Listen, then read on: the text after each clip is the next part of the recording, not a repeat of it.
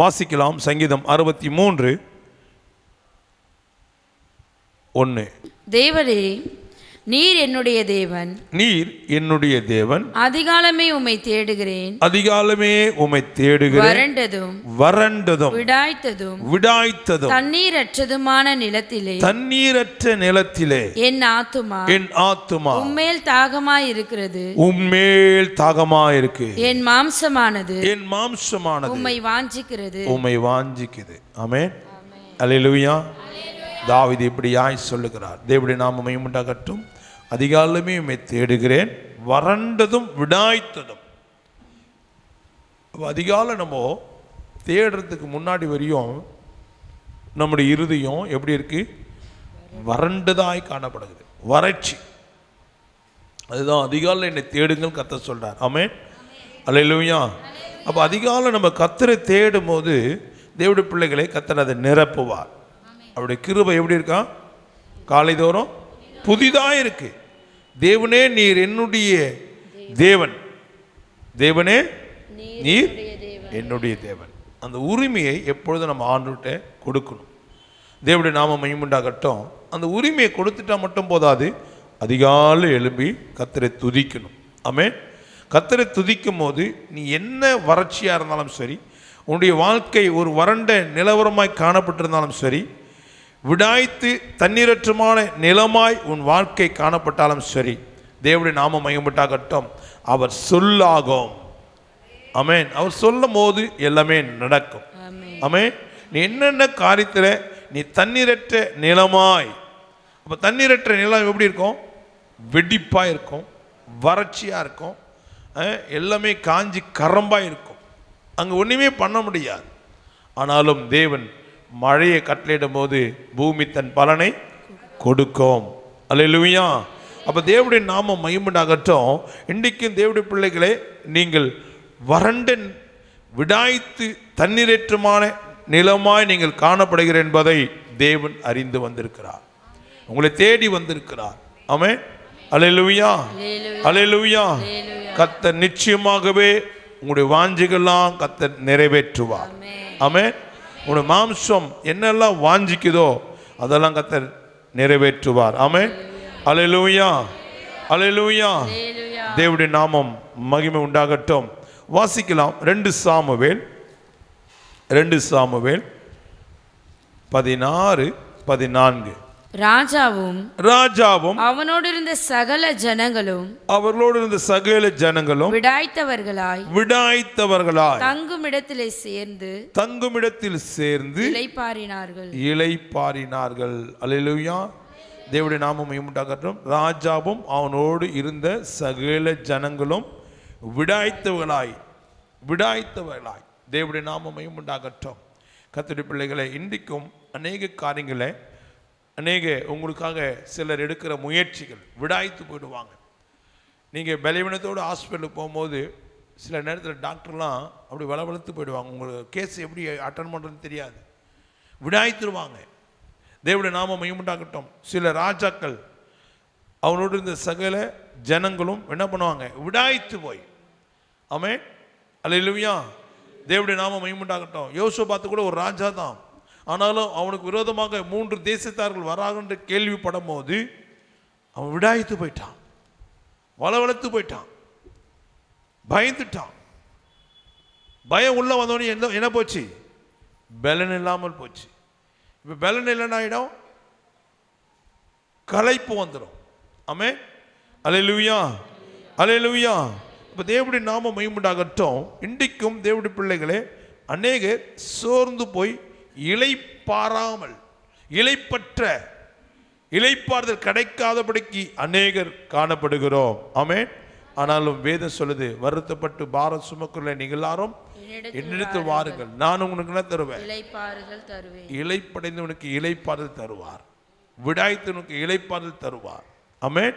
அல்லேலூயா. தேவனுடைய நாமம் மகிமையுண்டாகட்டும். இன்றைக்கு எத்தனையோ அரசியல்வாதிகளை நம்பி எத்தனையோ மக்கள் விடாய்த்து போயிருக்கிறாங்க. ஐயோ, இவர் நம்மளை பார்த்து பாரு, இந்த கட்சியில் சேர்ந்தால் நம்ம பெரிய ஆள் ஆயிடலாம். இப்படி அநேக காரியங்களை ராஜாவும் அவனோடு கூட இருக்கிற சகல ஜனங்களும் விடாய்த்தவர்களாய் இன்னைக்கு அநேக காரியங்களை விடாய்த்து போயிருக்கிறாங்க. தேவனுடைய நாமம் மகிமையுண்டாகட்டும். நீ மனுஷனை சார்ந்து கொள்ள முதலாம் நீ விடாய்த்து போய் உனக்கு ஒரு இளைப்பு, உனக்கு ஒரு களைப்பு வரும். ஆமென். தோய்ந்து போடுவேன், உன் ஆத்துமால தோய்ந்துடும். அல்லேலூயா, அல்லேலூயா. தேவனுடைய நாமம் மகிமையுண்டாகட்டும். கர்த்தருடைய பிள்ளைகளே, இப்படிப்பட்டதான காரியங்கள் நம்முடைய வாழ்க்கையில் கூட இன்றைக்கி நடைபெற்று கொண்டிருக்கலாம்.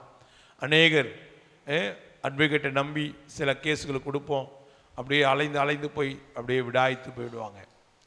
அவரு அந்த கேஸ் எப்படி மேற்கொள்றதுன்னு தெரியாது. சில மருத்துவர்கள் எப்படி இந்த பேஷண்ட்டை காப்பாற்றுவதுன்னு தெரியாது. ரொம்ப ஒரு கிரிட்டிக்கலான ஒரு சூழ்நிலைக்குள்ளே அது காணப்படும். அப்படியே என்ன பண்ணுறதுன்னு தெரியாது.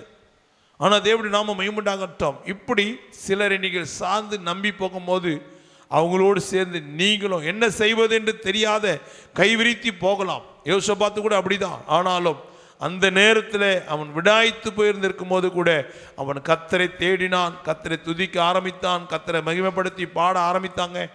தேவனுடைய நாமம் மகிமையுண்டாகட்டும். கர்த்தருடைய பிள்ளைகளே, கர்த்தர் அவனுக்கு ஜெயத்தை தந்தார். ஆமென், அல்லேலூயா. ஆனாலும் தேவனுடைய பிள்ளைகளே, இஸ்ரவேல் மக்களுக்கு விரோதமாக ஆரம்பத்தில் இஸ்ரவேல் மக்கள் தோய்ந்து போயிட்டாங்க, விடாய்த்து போயிட்டாங்க. எதிரில் சமுத்திரம் இருக்கு, எப்படி கடந்து போக போறோம் என்று ஒரு பயம் அவங்களுக்குள்ள இருந்தது.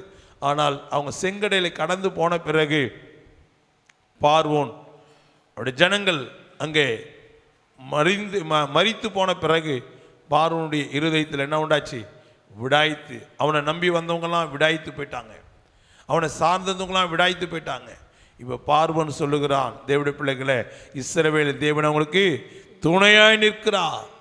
இப்போ பார்வோனை நம்பி வந்ததானே புருஷர்மாரெல்லாம் செத்து போனாங்க. அவருடைய குடும்பம்லாம் விதவைகளாகவும் அனாதைகளாகவும் திக்கற்றுள்ள காணப்பட்டார்கள். அவர்கள் யாரை நம்பி வந்தார்கள்? பார்வோனையும் நம்பி வந்தார்கள். பார்வோனுடைய சேனைகளை நம்பினார்கள், ரதங்களை நம்பினார்கள், இராணுவத்தை நம்பினார்கள். ஆனாலும் இஸ்ரவேல் மக்கள் கர்த்தரை மாத்திரம் நம்பினாங்க. அல்லேலூயா, அல்லேலூயா.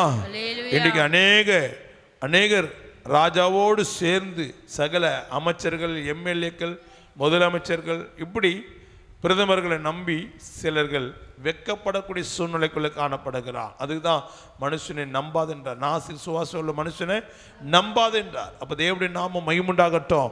இன்றைக்கு உங்கள் நம்பிக்கை கர்த்தர் மேலே இருக்கட்டும். நீங்கள் யாரெல்லாம் இன்றைக்கி கர்த்தரை நம்பி வந்திருக்கிறீங்களோ தேவனுடைய பிள்ளைகளே, அப்படிப்பட்டவர்களாம் கர்த்தர் மாற்ற போகிறார். ஆமென், அல்லேலூயா. விடாய்த்த ஆத்துமா. நீதிமொழிகள் 25:25 வாசிக்கும் போது, தூர தேசத்திலிருந்து வரும் நற்செய்தி, தூர தேசத்திலிருந்து வருகிற நற்செய்தி விடாய்த்த ஆத்துமாவுக்கு கிடைக்கும், விடாய்த்த ஆத்துமாவுக்கு கிடைக்கும், குளிர்ந்த தண்ணீருக்கு சமானம். பாருங்களேன், குளிர்ந்த தண்ணீருக்கு சமானம். அப்போ தேவனுடைய நாமம் மகிமையுண்டாகட்டும். தூர தேசத்திலிருந்து வருகிற நற்செய்தி, தூர தேசத்துலேருந்து. நான் ஒரு அம்மாவை ஒரு இடத்துல அடிக்கடிக்கு நான் ஜெபிக்க சொல்வேன். அவங்க ஜெபம் ஸ்டார்ட் பண்ணும்போது இந்த வசனத்தை தான் சொல்லுவாங்க. இந்த வசனம் சொல்லாமல் அவங்க ஜபிச்சதே கிடையாது. இப்போ தேவனுடைய நாமம் மகிமையுண்டாகட்டும். தூர தேசத்திலிருந்து வரும் நற்செய்தி, அது விடாய்த்த ஆத்துமாவுக்கு கிடைக்கும் குளிர்ந்த தண்ணீருக்கு சமானம். அப்போது தூர தேசத்திலிருந்து நம்மளுக்கு ஒரு நற்செய்தி வேணும். இன்னைக்கு அநேகர் தூர தேசத்துலேருந்து என்ன செய்தி கேட்குது? துச்செய்தி தான். இப்போ சிங்கப்பூர்லேருந்து அவங்க அண்ணனுக்கு ஃபோன் அடிக்கிறாங்க, எங்கள் வீட்டுக்காரர் என்ன இப்படி இப்படி பண்ணுறாரு, அப்படிலாம் பலவிதமான காரியங்கள் கேட்கும்போது அது நற்செய்தியா? துச்செய்தி, வேதனை உண்டாக்குற செய்திகள், துக்கத்தை உண்டாக்குற செய்திகள், சமாதானத்தை இழக்க வைக்கிற செய்திகள். ஆனால் தூர தேசத்திலிருந்து வரும் நற்செய்தி. லூக்கா 2:10 வாசிக்கும் போது, தேவதூதன் அவர்களை நோக்கி, தேவதூதர்கள் அவர்களை பார்த்து, பயப்படாதிருங்கள், பயப்படாதிருங்கள், இதோ எல்லா ஜனத்துக்கும் மிகுந்த சந்தோஷத்தை உண்டாக்கும், எல்லா ஜனத்திற்கும் மிகுந்த சந்தோஷத்தை உண்டாக்கும் நற்செய்தி உங்களுக்கு அறிவிக்கிறேன். இது என்ன செய்தி? இந்த செய்தி எங்கிருந்து வருது? எங்க தூரம்? பரலோகம் என்ற தூரம். ஆமென்.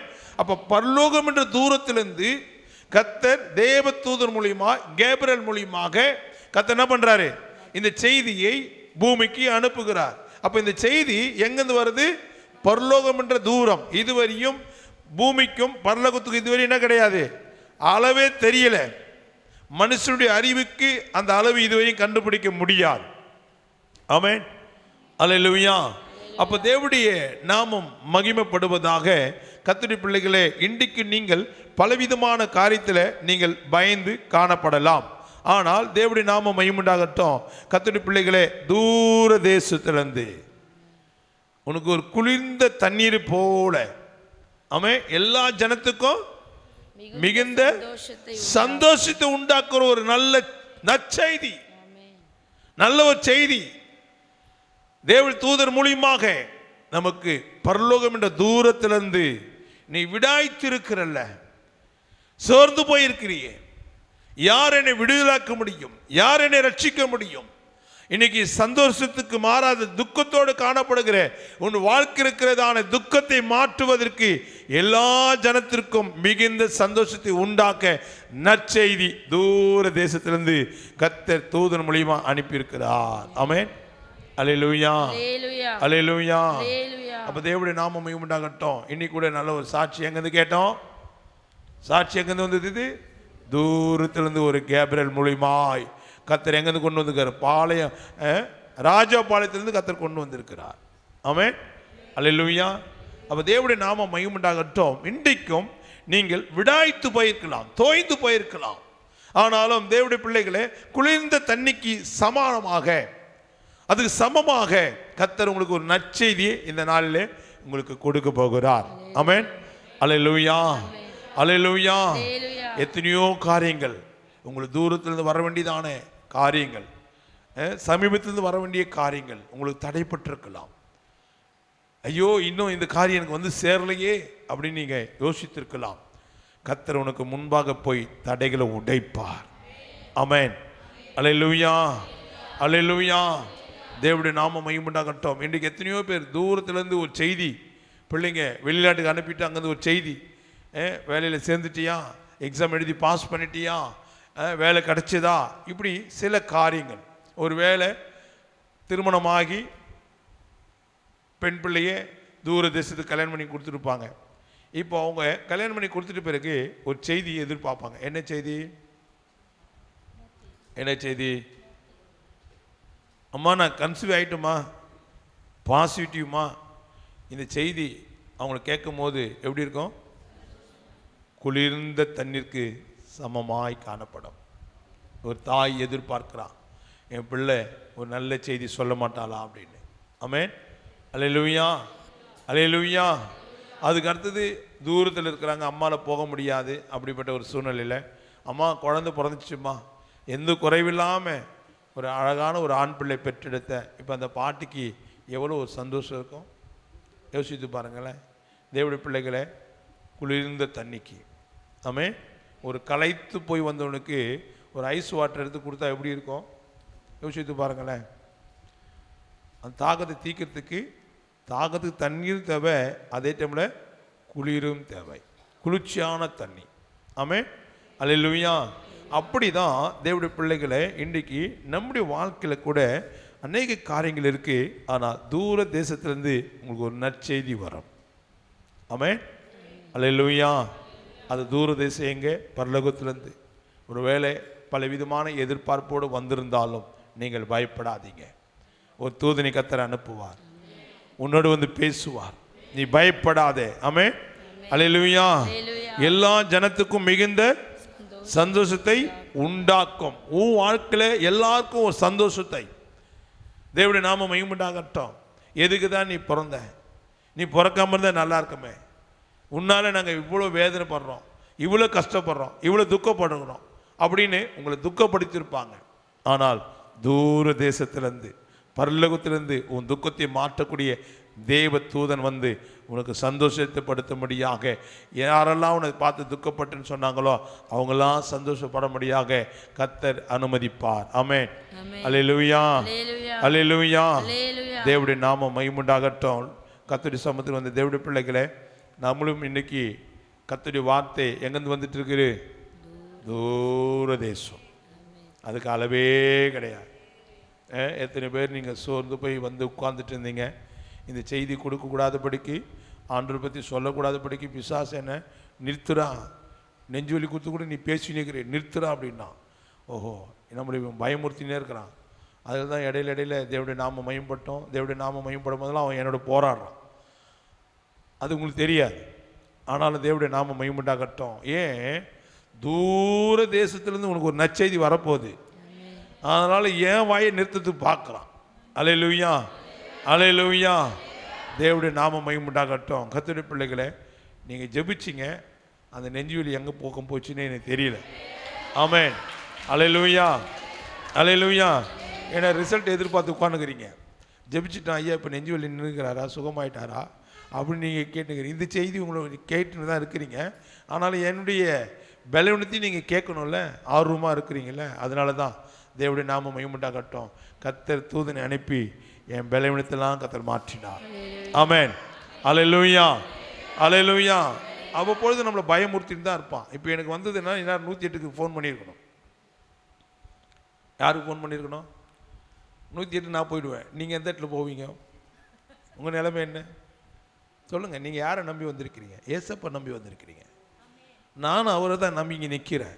ஆமென், அல்லேலூயா. நான் இப்போ கொஞ்சம் அதிகமாக என்னுடைய பிரச்சனை சொல்லிதுன்னா 2 பேர் எஸ்கார்டிங்க நின்று இருப்பாங்க, நான் பின்னாடி விழுந்துருவேனா அப்படின்னு. ஆமென், அல்லேலூயா. நாம் அதுக்கெல்லாம் பயப்பட வேண்டிய அவசியமே கிடையாது. யாருக்காகவோ கர்த்தர் பேசுகிறாரு. அதனால தான் பிசாசு என்ன பலவீனப்படுத்தாமல் உள்ள வருவான்.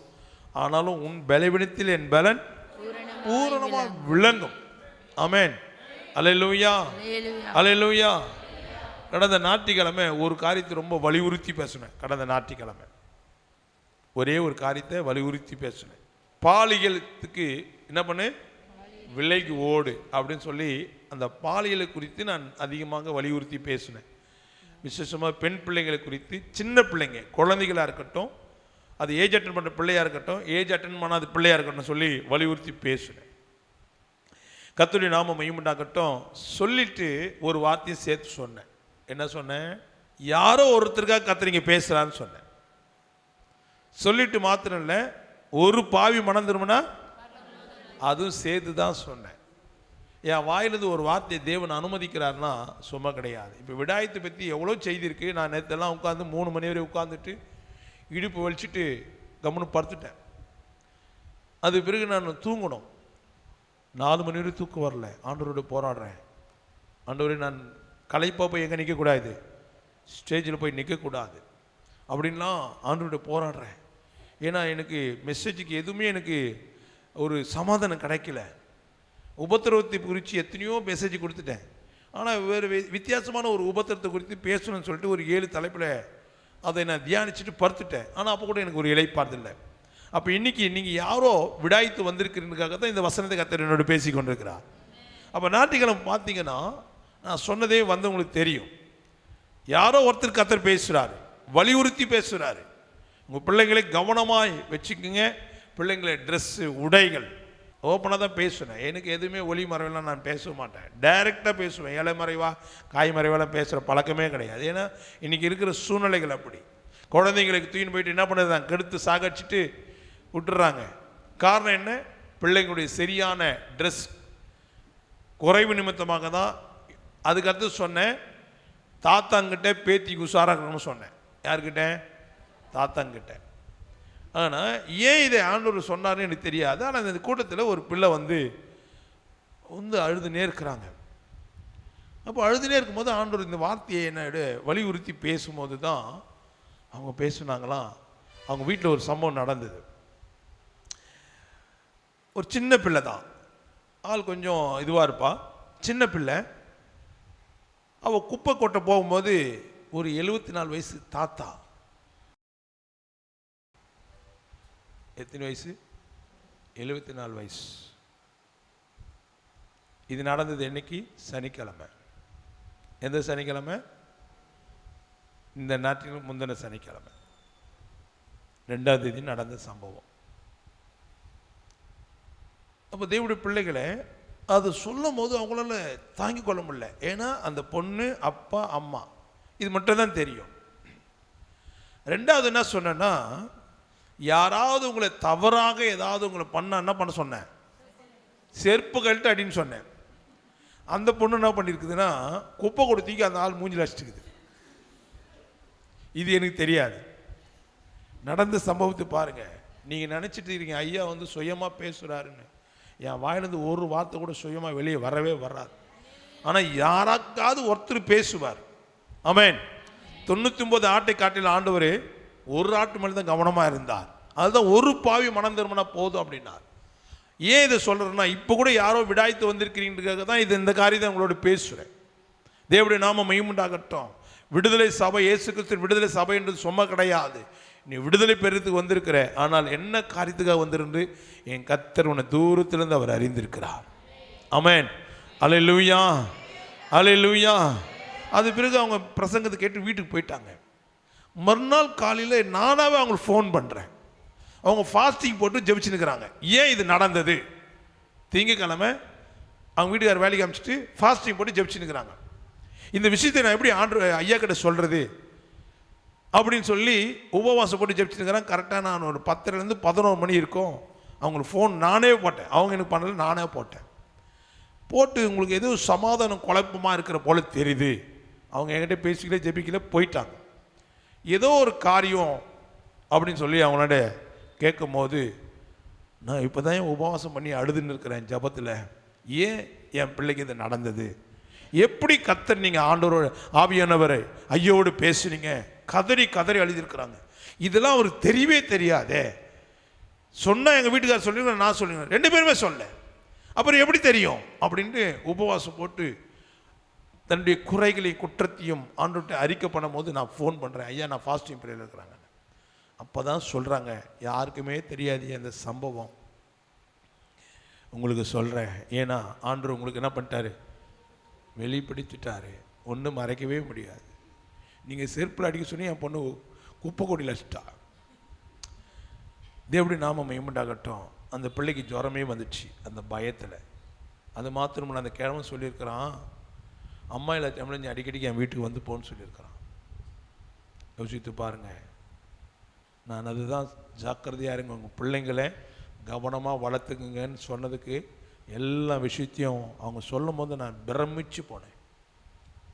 ஆண்டவர் நம்ம மேலே எவ்வளோ கரிசனை உள்ளவராக இருக்கிறாரு. ஆமென். அவங்க சொல்லிட்டு நான் பிரசங்கத்து பேசுறது அது வேற. ஆனால் அவங்க சொல்லாமல் கர்த்தர் வெளிப்படுத்துகிறார் பார்த்தீங்களா? எல்லாருக்குமே ஒரு அலர்ட்டாக இருக்கணும் தான் அன்றைக்கி பிரசங்கமே. எச்சரிப்பின் சத்தம் தான். ஆமென். அல்லேலூயா, அல்லேலூயா. அன்றைக்கி என்ன சத்தம்? யார் மூலியமா? சாலமோன் மூலியமா கர்த்தர் நம்மளுக்கு என்ன பண்ணாரு? எச்சரிக்கிறார். அப்போ அந்த எச்சரிப்பின் சத்தம் பாருங்க. தேவனுடைய நாமம் மகிமையுண்டாகட்டும். கர்த்தருடைய பிள்ளைகளே, அவங்க அவ்வளவோ என்கிட்ட சொல்லி அழுதாங்க. தேவனுடைய நாமம் மகிமையுண்டாகட்டும். ஏன் அந்த சம்பவம் நடந்தது அப்படின்னா, அந்த சம்பவம் ஏன் நடந்ததுன்னா தேவனுடைய நாமம் மகிமைப்படுவதாக. நம்ம சர்ச்சில் என்ன சொன்னோம்? தீபாவளிக்கு பட்டாசு வாங்கவும் கூடாது, வெடிக்கவும் கூடாது. வெடிக்கிறத அதுதான் பெரிய பிரச்சனையாங்க. அது எப்படியே பார்க்காம இருப்பாங்க. பார்க்கக்கூடாதுன்னா பார்க்கக்கூடாது. அதுதான் மாம்ச கண்களை குருடாக்க வேண்டும். அவங்களுடைய உறவினர் அந்த பிள்ளை மேலே பாசமாக வச்சு பட்டாசு வாங்கி கொடுத்துருக்கிறாரு. அவங்களும் கிறிஸ்தவங்க தான். பட்டாசு வாங்கி கொடுத்து அதை வெடிச்சிட்டு அம்மா கிட்ட வந்து அழுதுருக்கிறான். சபையில் சத்தியத்தை கேட்ட இந்த அம்மா பொண்ணை ஆறுதல் படுத்துறதுக்கு என்ன பண்ணிட்டாங்க? 1000 ரூபாய் பட்டாசு வாங்கி கொடுத்து வெடிக்க வச்சாங்க. ஊழியக்காரன் வார்த்தை எச்சரிப்பு நீ கேட்காம உன் பிள்ளையை பிரியப்படுத்துறதுக்கு நினைச்சதுனால தேவனுடைய பிள்ளைகளை அன்னைக்கு ஆண்டவர் கொடுத்த தண்டனை அது. அவமானம், வெட்கத்துக்கு கொண்டு போனார். ஆமென். அல்லேலூயா. அப்போ நீ யாரை கூட ஒத்து போற? புறஜாதி மக்களோடு என்ன பண்ற? ஒத்து போற. இப்போ இந்த காரியத்தை போலீஸ்கிட்ட எஃப்ஐஆர் கொடுத்தா அந்த தாத்தா தூக்கி எங்கே போட்டுருவாங்க? போஸ்கோ சட்டத்தில் தூக்கி போடுவாங்க. ஆனால் அந்த தாத்தாவுடைய பிள்ளைங்க எல்லாமே பெரிய பெரிய பதவியில் இருக்கிறாங்க. அவங்களுக்கெல்லாம் எவ்வளோ பெரிய அவமானம். அவங்களுக்கெல்லாம் பேத்தி இருக்குது, அவங்களுக்கெல்லாம் பொண்ணுங்க இருக்குது. அவங்க மருமவ அவருக்கு பொண்டாட்டியில், அதனால் மருமம் வந்து சோறு கொடுப்பா. இப்போ அவங்க பிள்ளைங்கள்லாம் தன் மனைவியை சாப்பாடு கொடுக்க அப்பா கிட்ட அனுப்பினா என்ன யோசனையோடு அனுப்புவோம் நாங்கள்? யோசித்து பாருங்கள். ஆனால் ஏன் இது தேவன் அனுமதித்தார்.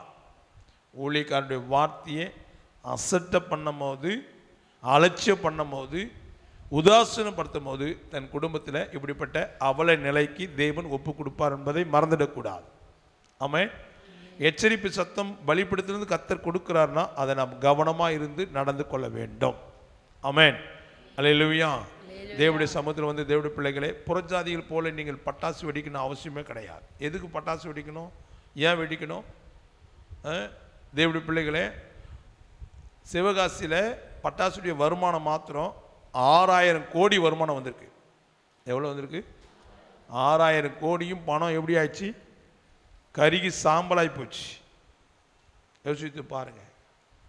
சென்னையில் மாத்திரம் 13 லாரியில் குப்பையில் ஏற்றுமே அந்த பேப்பருக்கு வெடித்த பேப்பர் மாத்திரம் எத்தனை 13 லாரிகள் எத்தனையோ டன்னுகள் கொண்டு போயிட்டு கும்மிடிப்பூடியில் கொட்டியிருக்கிறாங்க.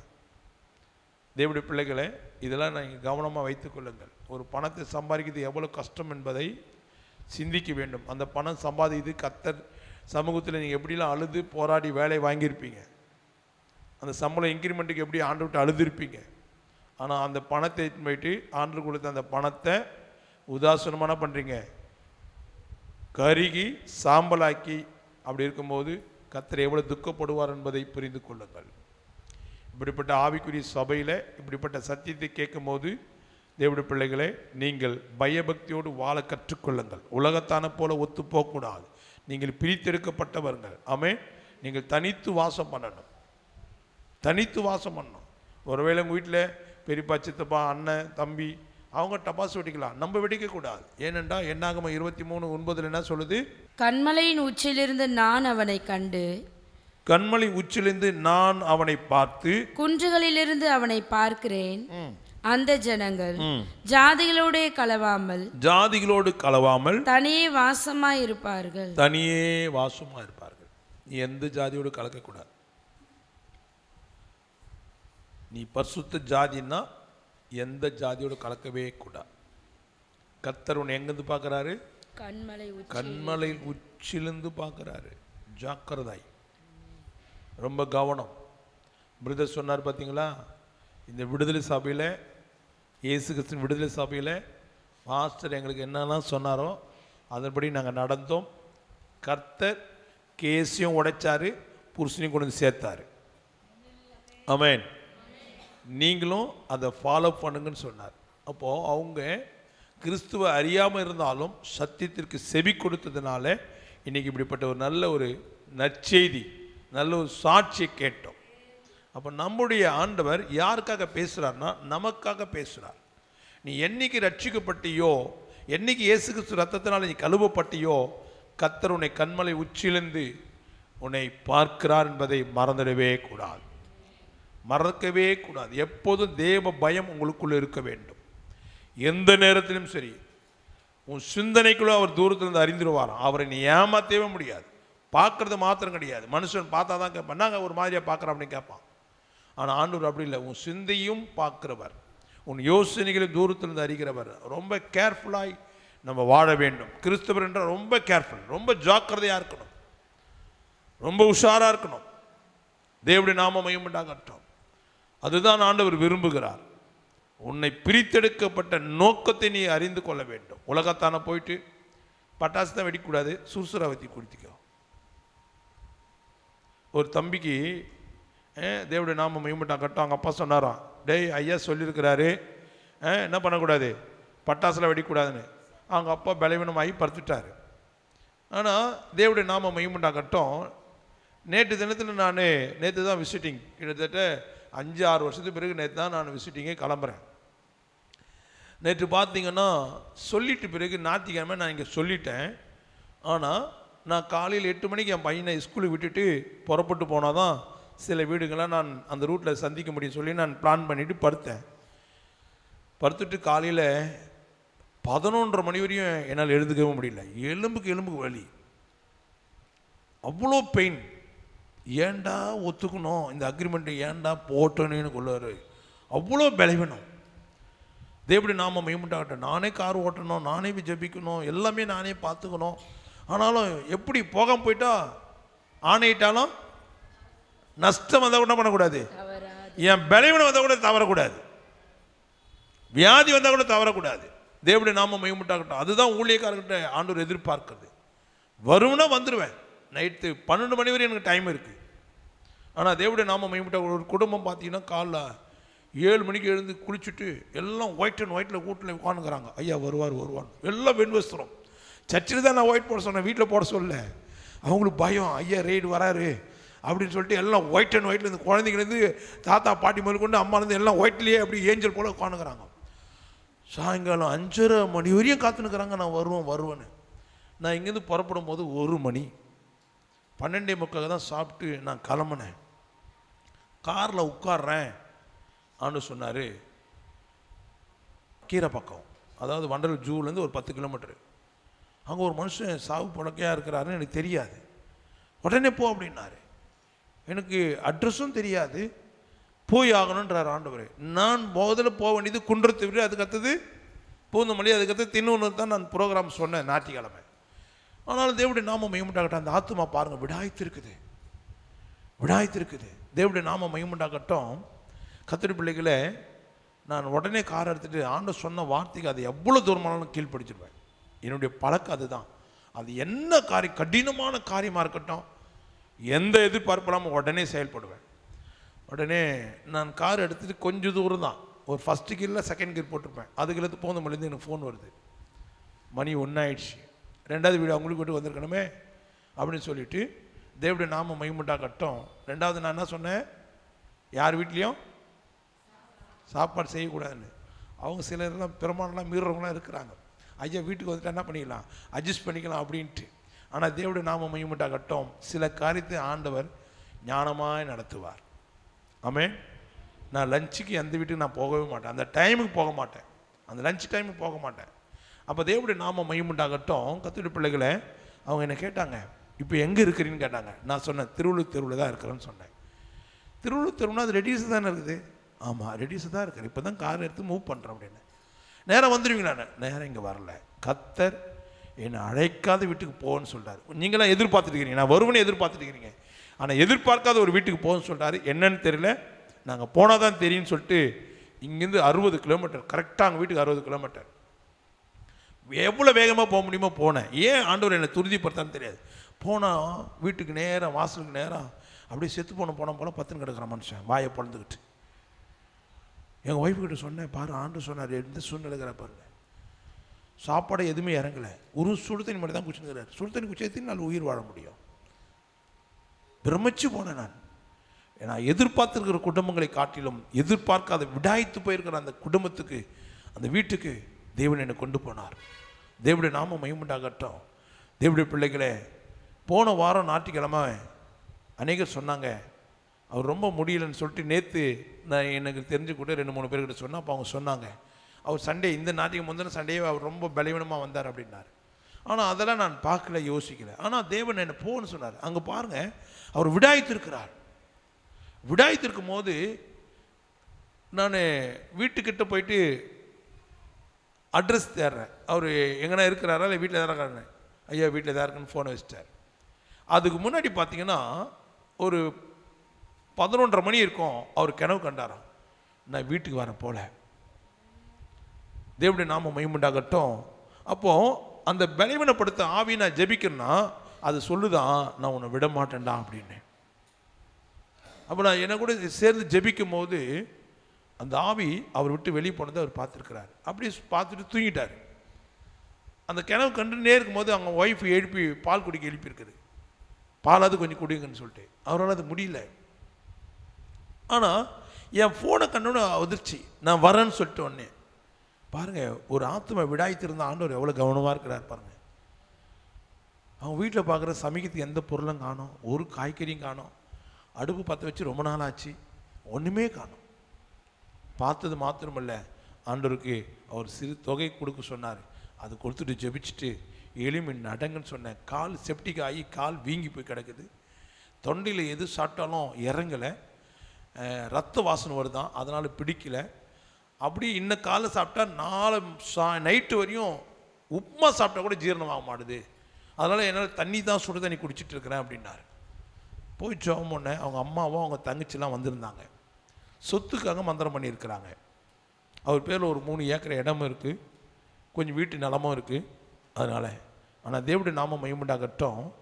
அந்த அட்ரஸை தேடி போகிறதுக்கு எனக்கு ரொம்ப கஷ்டமாயிடுச்சு. ஆனாலும் கத்த சொல்லிட்டார். அவ்வளோ தூரத்தில் சரியான வெயில் தான். ஆனாலும் நேற்று தினத்தில் அவரை போய் சந்தித்து ஜெபிச்சு அவர் வாசலில் நடக்கூட்டம் பாருங்க, அவங்க குடும்பமே வேடிக்கை பார்க்குது. மறிக்க தருவாயில் தான் நான் சரிகிறோம் எளிமை நடக்க வைக்கும் போது தேவன் அங்கே மகிமைப்பட்டார்.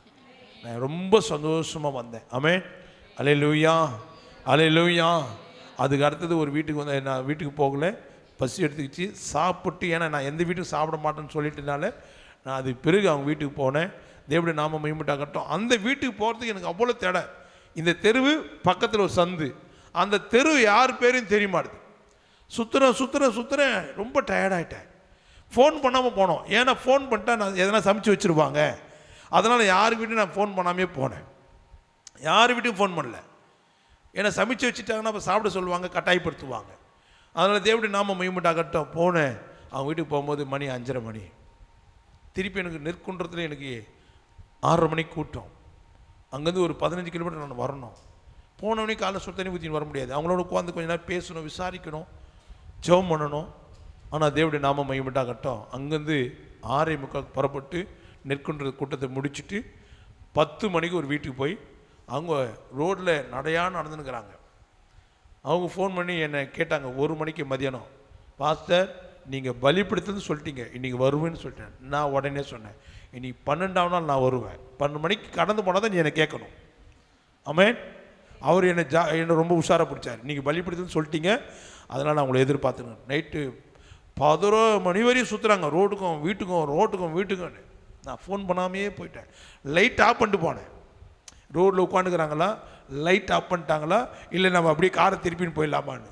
அவங்க ரோடுக்கும் அதுக்கும், என்ன பாஸ்டர் லைட் ஆஃப் பண்ணிட்டு வரீங்களே அப்படின்னாங்க. நீங்கள் வீட்டில் யாரும் இல்லைன்னா சைலண்டாக போயிடுவேன். லைட் வச்சு பார்த்தாங்கன்னா கார் வருதுன்னு கண்டுபிடிச்சிடுவாங்க. இப்படிலாம் போயிட்டு ஜெபிச்சுட்டு நைட் நான் வீட்டுக்கு வரும்போது 12:45. ஆமென். பைபாஸில் இருட்டில் வரும்போது பிசாசு என்னோட போராடுறான். போகிற வகையில் நீ உங்கள் ஒய்ஃப் தானே இருக்கிறீங்க, பஞ்சர் ஆக்கினா உன்னை எதனா பண்ணால் நீ என்ன பண்ணுவோம் அப்படின்னு கேட்டான். கர்த்தர் என்னை பலப்படுத்தினார். ஆமென், அல்லேலூயா. ஏன் சொல்கிறேன்னா, தேவனுடைய பிள்ளைகளை நம்மளை குறித்து ஆண்டவர் அறிந்திருக்கிறார். ஆமென். விடாய்த்து அவ்வளோ பலவீனம் தான் எனக்கு. நெற்றெல்லாம் உடம்பு பயங்கர பெயின். ஏன்னா ஒரு நாளைக்கு 3 கூட்டம் பேசுகிறேன், 2 கூட்டத்தில் பேசுகிறேன், இப்படி தொடர்ந்து பேசிகிட்டே இருக்கிறேன். மணிக்கணக்காக நிற்கிறேன், தூக்கம் கிடையாது. ஒரு நாளைக்கு எனக்கு தூங்குறது 2 மணி நேரமே எனக்கு அதிகபட்சம். ஃபோன் கால் வந்துக்கிட்டே இருக்கு. ஆனாலும் அவ்வளோ பலவீனம் தான். ஆனால் தேவனுடைய நாம மகிமையுண்டாகட்டும். கர்த்தருடைய பிள்ளைகளை, இந்த கடைசி காலத்தில் அநேக கோடிக்கணக்கான மக்கள் விடாய்த்திருக்குது, தண்ணீரற்ற நிலமாய் காணப்படுது. அவங்களுக்கெல்லாம் ஓடணுன்ற ஒரே ஒரு வாஞ்சை தான் கர்த்தர் எனக்கு கொடுத்திருக்கிறார். ஆமென், அல்லேலூயா, அல்லேலூயா. தேவனுடைய நாம மகிமையுண்டாகட்டும். ஏசாயா 32:2, அவர் காற்றுக்கு ஒதுக்காகவும் அவர் காற்றுக்கு ஒதுக்காமலும் பெருவெள்ளத்துக்கு புகலிடமாகவும் வறண்ட நிலத்துக்கு நீர்க்கால்களாகவும் விடாய்த்த பூமிக்கு பெருங்கன்மலை நிழலாகவும் இருப்பார். பெரிய கன்மலையும் நிழலமாய் இருக்கிறார். ஆமென், அல்லேலூயா. தேவனுடைய நாமம் மகிமையுண்டாகட்டும். காற்றுக்கு ஒதுங்கும் பெருவெள்ளத்துக்கும் நமக்கு அவர் புகலிடம். அல்லேலூயா. அவர் யாருக்கு புகலிடம்? அவர் யாருக்கு புகலிடம்? பாவிகளுக்கு புகலிடம். ஆமென், அல்லேலூயா, அல்லேலூயா. அப்போ தேவனுடைய பிள்ளைகளே, அவரை தேடி வருகிற பிள்ளைகளுக்கு அவர் புகலிடமாக இருக்கிறார். வறண்ட நிலத்திற்கு நீர்க்கால்களாக இருக்கிறார். நீர்க்கால் அப்படின்னா வாய்க்கால், தண்ணீர் அது ஓடிட்டே இருக்கும், ஆறுகள் அது ஓடிட்டே இருக்கும். நீ என்னென்ன காரியத்தில் வறட்சியாய் வறண்ட நிலவரத்தோடு வந்திருக்கிறியோ, கர்த்தர் வாழ்க்கையில் நீர்க்கால்களை கட்டளையிடுகிறார். ஆமென். வாய்க்கால்களை கட்டளையிடுகிறார். ஆமென், அல்லேலூயா, அல்லேலூயா. நீர்க்கால் ஓரமாய் நடப்பட்ட தேவனுடைய நாம மகிமையுண்டாகட்டும். அப்போ தேவனுடைய பிள்ளைகளே, இன்றைக்கு உங்களுடைய வாழ்க்கையில தேவன் நீர்க்கால்களையும் தேவன் வாய்க்கால்களையும் கர்த்தர் கட்டளையிடுகிறார். ஆமென்.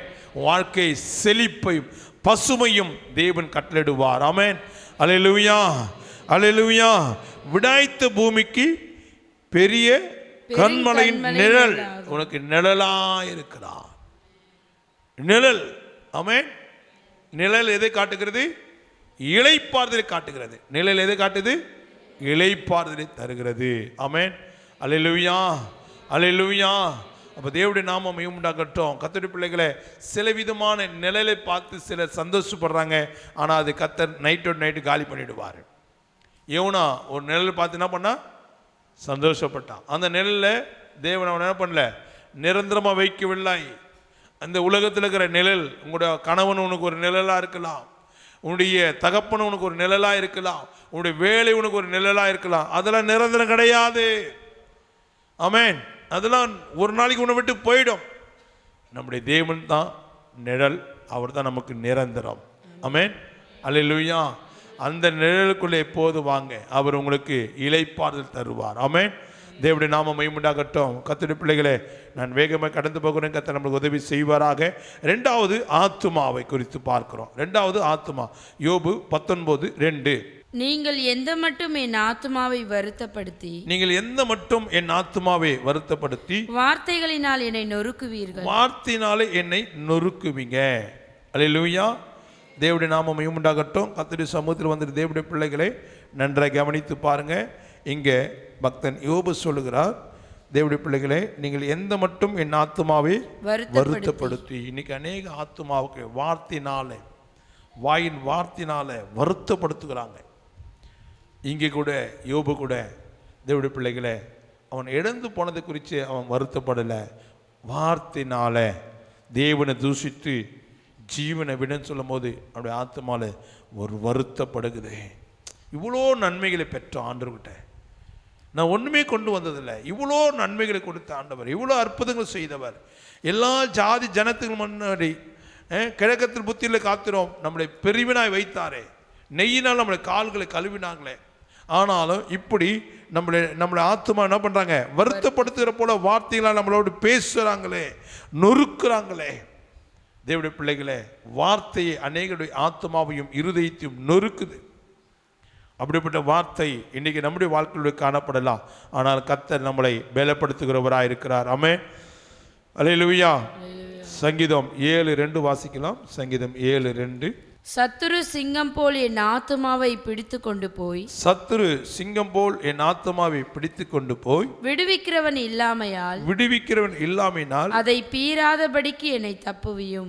தேவனுடைய நாமம் மையம் உண்டாகட்டும். அதை பீறாதபடிக்கு என்னை தப்புவியும். சத்துரு சிங்கம் போல என் ஆத்துமாவை பிடித்து கொண்டு போக, இன்னைக்கு அநேக சிங்கங்கள் உங்களுடைய ஆத்துமாவை பிடிக்கும்படியாக தேவனுடைய நாமம் மையம் உண்டாகட்டும். நீங்கள் ரொம்ப ஜாக்கிரதையாக இருக்கணும். ரகசிய பாவத்தில் விழுவதுக்கு முதல் காரணமே பிசாசு உங்கள் ஆத்மாவை பிடிக்கிறான், உங்களுடைய இருதயத்தை பிடிக்கிறான். அதுக்கு இடம் கொடுக்காதீங்க. ரகசிய பாவத்துக்கு இடம் கொடுக்காதீங்க. ரகசியமான காரியங்களுக்கு அப்பாலப்போடா சாத்தான்னு சொல்லுங்க. பிசாசுக்கு இருதயத்தில் இடம் கொடுத்துட்டேன்னா உன் வாழ்க்கையே மாறிடும். ஏனென்றால் அவன் சிங்கம் போல உன் ஆத்மாவை பிடித்து கொண்டு போய் உன்னை வேதனைப்படுத்தும்படியாக. இன்னைக்கு எத்தனை பேர் நட்பென்ற பழக்கத்தில் பேசுகிறோம், அண்ணன் என்ற தங்கச்சென்ற பேசுகிறோம். ஆனால் எத்தனை பேர் பிடிபட்டிருக்கிறீங்க? அந்த பிடியிலிருந்து வர முடியாதபடிக்கு உன் ஆத்மா தவிக்கிறது அல்லவா? சற்று சிந்தித்து பாருங்க. தேவனுடைய சமூகத்தில் வந்து தேவனுடைய பிள்ளைகளை நீங்கள் கவனிக்க வேண்டியது ரொம்ப அவசியம். இன்னைக்கு நீ யார்கிட்ட பழகினாலும் ரொம்ப கவனமாக இருக்கணும். ஆமென். அல்லேலூயா. பசுந்தோலை போத்திய புலி சிங்கம் போல வரும். ஆனால் நம்ம தான் ஜாக்கிரதையாக இருக்கணும். இது கண்டுபிடிக்கணும். இவங்களுடைய பேச்சில் நம்ம பிடிபடக்கூடாது, அகப்படக்கூடாது. இவன் நம்ம ஆத்துமா என்ன பண்ண போகிறான்? கொள்ளையிட போகிறான். நம்ம ஆத்துமா பிடிக்க போகிறான். ரொம்ப கவனமாக இருக்கணும். விலகி ஓடு. அப்படிப்பட்டவர்களுக்கு விலகி ஓட வேண்டும். தேவனுடைய நாமம் மையம் உண்டாகட்டும். கர்த்தருடைய பிள்ளைகளே, நாம் ரொம்ப ஜாக்கிரதையாக இருந்து நம்ம வாழ வேண்டிய கடைசி காலத்தில் நம்ம வந்திருக்கிறோம். ஆமென். வாசிக்கலாம். சங்கீதம் 25:20. என் ஆத்துமாவை காப்பாற்றி என்னை விடுவியும். நான் வெட்கப்பட்டு போகாதபடி செய்யும். என் ஆத்துமாவை காப்பாற்றுங்க, என்னை விடுவிங்க ஆண்டவரே. சிலர் ஒருவேளை தேவனுடைய பிள்ளைகளே, கணவனுக்கு மனைவிக்கு தெரியாமல், அப்பா அம்மாவுக்கு தெரியாமல், தாய் தகப்பனுக்கு தெரியாமல் யாராவது ரகசியத்தில் நீங்கள் மாட்டிட்டு தான் ஆண்டவரே கேளுங்க. ஆண்டவரே என்ன பண்ணுங்க? என்னை ஆத்துமாவை காப்பாற்றுங்கப்பா, என்னை விடுவிங்க, இப்படிப்பட்ட காரியத்திலிருந்து என்னை விடுவீங்கப்பா அப்படிங்க ஆண்டவர்கிட்ட கேட்கும் போது நிச்சயமாக ஆண்டவர் உங்களை விடுவிக்க அவர் வல்லவராக இருக்கிறார். ஆமென். அல்லேலூயா, அல்லேலூயா. ஒவ்வொரு நாளும் ஆண்டவரே என்னை விடுவிங்க. ரகசிய பாவத்தில் ஒருவேளை புருஷனுக்கு தெரியாமல், மனைவிக்கு தெரியாமல் ஏதாவது ஒரு ரகசிய பாவத்தில் நீ அகப்பட்டிருந்தா ஆண்டவர்கிட்ட கேளுங்க. ஆண்டவரே, ஆத்மா வெளியேற்பட்டு நான் நரகத்துக்கு போயிடக்கூடாது, நான் தெரியாமல் மாட்டிட்டேன், இதுலேருந்து என்னை விடுதலையாக்குங்கப்பான்னு கேளுங்க. அவர் உங்களை விடுவிக்க அவர் வல்லவராக இருக்கிறார். இல்லை விட்டால் நீங்கள் வெட்கப்பட்டு போகக்கூடிய சூழ்நிலைக்குள்ளே நீங்கள் காணப்படுவீங்க. வெட்கப்படுறதுக்கு முன்னாடி, அவமானப்படுறதுக்கு முன்னாடி தேவனுடைய பிள்ளைகளை, கத்திரிக்காய் முளைச்சா எங்கே வரணும்? கடத்தவருக்கு தான் வரணும். அதனால் தேவனுடைய பிள்ளைகளை நீங்கள் அதை முளைக்கும் போது கிள்ளி போட்டுருங்க. அது யாருக்குமே தெரியாது. ஆண்டவர் சமூகத்தில் அறிக்கை பண்ணுங்க. யாருக்காக பேசுகிறா தெரியாது. உன்னுடைய ரகசிய பாவத்துலேருந்து வெளியே வா. உன் சிந்தையிலேருந்து ஒரு சில கல்யாணத்துக்கு முன்னாடி ஒருத்தனை லவ் பண்ணியிருப்பாங்க. ஆனால் வீட்டில் என்ன பண்ணியிருப்பாங்க? அடித்து மிரட்டி கட்டி என்ன பண்ணுவாங்க? இல்லைன்னா நாங்கள் மருந்து குச்சி செத்துருவோம் அப்படின்வாங்க. சிலது நீ செத்தா கூட சாவுன்னு சொல்லிட்டு கல்யாணம் பண்ணிக்கிறதுலாம் இருக்குது. ஆனால் சிலது அப்பா அம்மாவுக்கு பயந்துக்கிட்டு என்ன பண்ணுவாங்க? நம்மளுக்கு அப்பா அம்மா தான் முக்கியம்னு சொல்லி வேற ஒருத்தர் கல்யாணம் பண்ணிப்பாங்க. ஆனால் அவங்க சிந்தையிலேருந்து வெளியே வரமாட்டாங்க. எதுலேருந்து வரமாட்டாங்க? ஏன்னா அவன் ஆத்மா பிடிச்சி வச்சுருக்கிறான். நீங்கள் படிக்கும் போது, நீங்கள் காலேஜுக்கு போகும்போது, நீங்கள் வேலை செஞ்ச இடத்துல தேவனுடைய பிள்ளைகளை இப்படிப்பட்ட ரகசிய பாவத்திலிருந்து வெளியே வாங்க. ஆண்டவர்கிட்ட கேளுங்க, என்னை விடுவீங்கன்னு கேளுங்க, விடுவீங்கன்னு கேளுங்க. உன் சிந்தனை உங்கள் அப்பா அம்மாவுக்கு தெரியாது. நீ என்ன யோசிக்கணும் அப்பா அம்மாவுக்கு தெரியாது. ஆனால் அப்படிப்பட்ட குடும்பத்தில் பார்த்தீங்கன்னா உங்கள் உண்மையாகவே நீ கல்யாணம் பண்ணிக்கிற புருஷனிடத்தில் நீ அன்பு கூற முடியாது. இவன் வெளிப்புறத்தில் புருஷனாக இருக்கிறான், அவன் உன் இருதயத்துக்குள்ளே புருஷனாக இருக்கிறான். அதில் தான் அடிக்கடி குடும்பத்தில் சீரல் உண்டாகிட்டே இருக்கும், எரிச்சல், கோபம் உண்டாகிட்டே இருக்கும். பேசணும் அப்படியே டென்ஷனும் ஆவாங்க. காரணம்னா உள்ள ஒரு புருஷன் இருக்கிறான். இவங்க யாருக்காக வாழ்கிறாங்க தெரியுமா? அந்த ரகசிய புருஷனோடு வாழ்ந்துட்டு இருப்பாங்க. ஆனால் வெளியில் இருக்கிற புருஷனுக்கு சாப்பாடு போடணும்னு அன்பாக கேட்பான். என்ன இவ்வளோ சீக்கிரம் பசி எடுத்துக்கிச்சா அப்படின்வாங்க. காரணம் என்ன?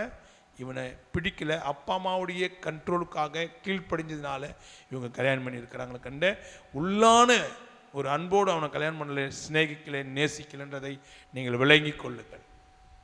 எதுக்கிறதாலும் இடகுடமாக தான் இருக்கும், ஆப்போசிட்டாக தான் இருக்கும். ஏனென்றால் இவங்க ஆத்மா எங்கே இருக்குது? அவன் பிடிச்சு வச்சுருக்கிறான். ரிமோட் அவன் கையில் இருக்குது, டிவி இங்கே இருக்குது, அவன் சேனலை அங்கேருந்தே மாற்றி நிற்பான். அதனால தான் சில புருஷங்கார என்ன பண்ணுவோம் தெரியுமா? உங்களுக்கு தெரியாமே உங்கள் ஃபோனில் என்ன போட்டு வைப்பான் தெரியுமா? என்ன போட்டு வைக்கிறான்? Voice record. உங்களுக்கே தெரியாது. தேவனுடைய நாம மகிமுண்டாகட்டும். ஐநாவரத்துலேருந்து ஒரு கல்யாணம் ஆன கணவன் மனைவி, கணவன் மனைவி மேலே அளவுக்கு அதிகமான ஒரு அன்பு, யார்கிட்ட விட்டு தர மாட்டான். அவங்க ஒரு வேறு சபைக்கு போயிருந்தாங்க, இது போல் ப்ரேயருக்கு வந்தாங்க.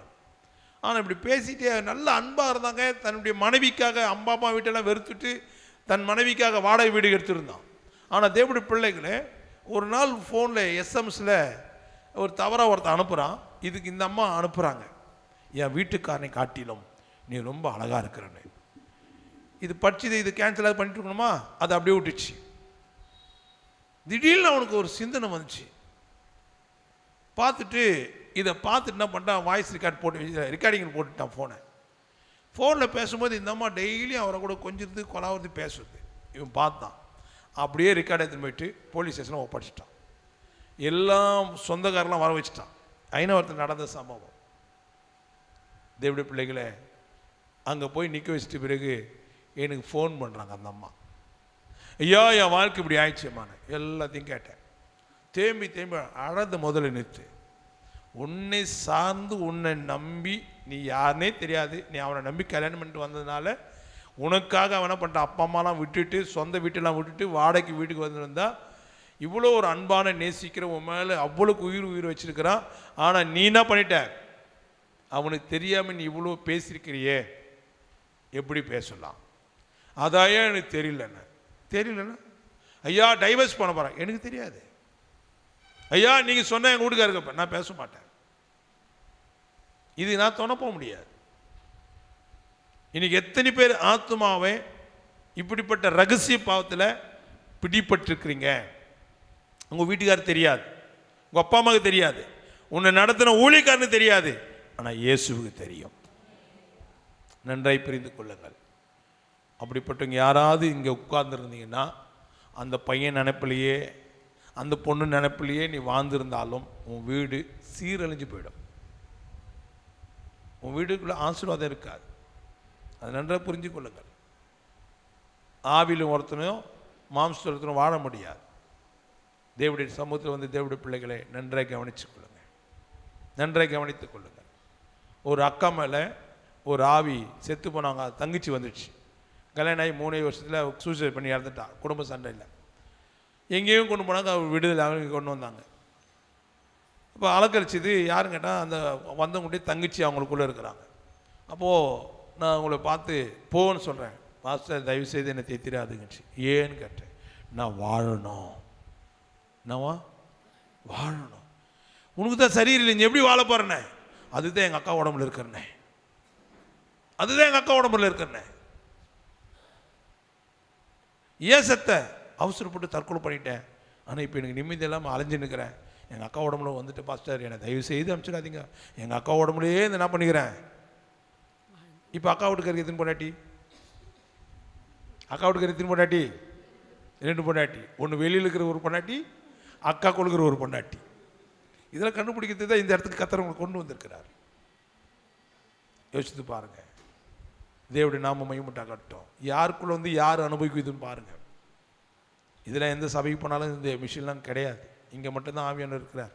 இதை மட்டும் தான் வெளிப்படுத்துவார். உங்களுடைய ஆத்துமா விலையேற பெற்றது. ஆமென், அல்லேலூயா. இன்னைக்கு எத்தனை இடத்துல உன் ஆத்துமா காப்பாற்ற முடியாதபடிக்கு இன்னைக்கு எத்தனை பேர் தற்கொலை பண்ணி சாகுறாங்க, வெளியில் சொல்ல முடியல. எத்தனை பேர் டைவர்ஸ், எத்தனை காரியங்கள். தேவனுடைய பிள்ளைகளே, ஒருவனுக்கு ஒருத்தி தான், ஒருவனுக்கு ஒருத்தி தான். ஒரு குடும்பத்தில் எனக்கு தெரிஞ்ச ஒரு குடும்பம், ஒரு காலேஜில் ஒரு ப்ரொஃபஸர் இருக்கிறார். மாதம் 1.5 லட்ச ரூபா சேலரி வாங்குறாரு. நான் ஊரை பேர்லாம் சொல்லலை, ஆனால் தேவனுடைய நாம மகிமைப்படட்டும். அவருக்கு வந்து பார்த்திங்கன்னா அந்த அம்மாவுக்கு ஏற்கனவே ஒரு பையனை லவ் பண்ணி வீட்டில் அடித்து துன்பப்படுத்தி அவனை கல்யாணம் பண்ணிக்கூடாது அப்படின்லாம் சொல்லி பிரித்து அந்த காலேஜ் ப்ரொஃபஸர் கல்யாணம் பண்ணி கொடுத்துட்டாங்க. அவருக்கு அந்த ஆவி விடலை. குடிச்சிட்டு வீட்டில் இருக்கிற பொருளெலாம் போட்டு உடைக்கிறது, அடிக்கிறது பயங்கரமாக இருந்தது. அப்போ என்கிட்ட சொல்கிறாங்க, ஒழுங்காக நான் அவனை கூட கல்யாணம் பண்ணியிருக்கலாம், யாரை கூட லவ் பண்ணினேன் அந்த பையனையாவது கல்யாணம் பண்ணிக்கலாம். எங்கள் அப்பா அம்மா சொல்லி இவனை கல்யாணம் பண்ணி நிம்மதியே இல்லைன்னு. அப்போ உன் நினைப்பு எங்கே இருக்குது? அவன் மேலே தான் இருக்குது. அப்போ உன் ஆத்மா யார் கையில் இருக்குது? அவன் கையில் பிடிப்பட்டிருக்கு. அதை கேன்சல் பண்ணி வெளியே வா. ஆமென், அல்லேலூயா. அதிலிருந்து கேன்சல் பண்ணுங்க. யாருக்காக பேசுகிறேன்னு தெரியல, யாரோ ஒரு இருதயத்தில் இப்படி பர்சனல்லாம் உள்ளே வச்சுருக்கிறீங்க. டைரி இருந்தால் கிழிச்சு போட்டுடலாம், ரெக்கார்டு இருந்தால் கண்டுபிடிச்சிடலாம். ஆமென். ஆனால் இருதயத்தில் இருக்கிறது கர்த்தர் கண்டுபிடிச்சிடுவார். அதுதான் என் வாயிலிருந்து பேசினுக்கிறாரு. ஆமென், அல்லேலூயா. தேவனுடைய பிள்ளைகளை, உங்கள் ஆத்துமா விலையேற பெற்றது.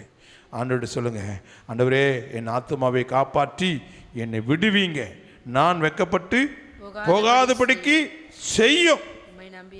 யாரை நம்பி இருக்கிறேன்? ஆமாம். இதில் டாக்டர்கிட்ட போயிட்டு ஆப்ரேஷன் பண்ணலாம் அந்த ஆவியை வெளியே கொண்டு வர முடியாது. கோர்ட்டில் வழக்கு கொடுத்து கேஸ் ஆடி அந்த ஆவியை வெளியே கொண்டு வர முடியாது. நீயே ஆண்டவர்கிட்ட சரண்டர் ஆகும். என்னை இதிலேருந்து விடுதலை ஆக்குங்க ஐயா, இதுலேருந்து விடுதலை. சிலர் பார்த்தீங்கன்னா கல்யாணம் ஆகிட்டு பேர் மச்சிச்சு மேலேயே சிந்தனையில் இருப்பான், மூத்த மாமியார் மேலே சிந்தனையில் இருப்பான், அக்கா பொண்ணு மேலே சிந்தனையாக இருப்பான், மாமா பொண்ணு மேலே சிந்தனையாக இருப்பான், சர்ச்சில் வர விசுவாசி மேலே சிந்தனையாக இருப்பான். எல்லாத்தையும் கேன்சல் பண்ணு. யார் என்ன உனக்கு துன்பப்படுத்தினாலும் சரி, என்ன உன் வீட்டில் பிரச்சனை வந்தாலும் சரி, உன் வீட்டில் வர பிரச்சனைக்கு காரணம் என்னென்றால் நீ ஏற்கனவே ஒருத்தனை உன் ஆத்மா பிடிப்பட்டிருக்கிறதுனால உன் வாழ்க்கையில் வெக்கமும் அவமானத்துக்கு நீ காரணமாக இருக்கிற என்பதை மறந்துடக்கூடாது. ஆமென். அடிக்கடிக்கு நீ நினைப்பேன், நான் சார் அவனா கூட ஒரு 6 பேர் கஞ்சி ஊற்றி சாப்பிட்டு நிம்மதியாக 10 இருப்பேன். 4 வீட்டில் பாத்திரம் கழுவியாவது நான் போயிச்சிருப்பேன். இவனை கட்டி வாழ்க்கையில் நிம்மதியே இல்லை. நிம்மதி இல்லாத காரணம் என்னென்னா உனக்குள்ளே ஒரு ஆவி போராடிட்டே இருக்கு. உன் ஆத்மாவை பிடிப்பட்டிருக்கிறான். அதனால தான் நீ எல்லாருக்கும் முன்னாடி என்ன பண்ணியிருக்கிற?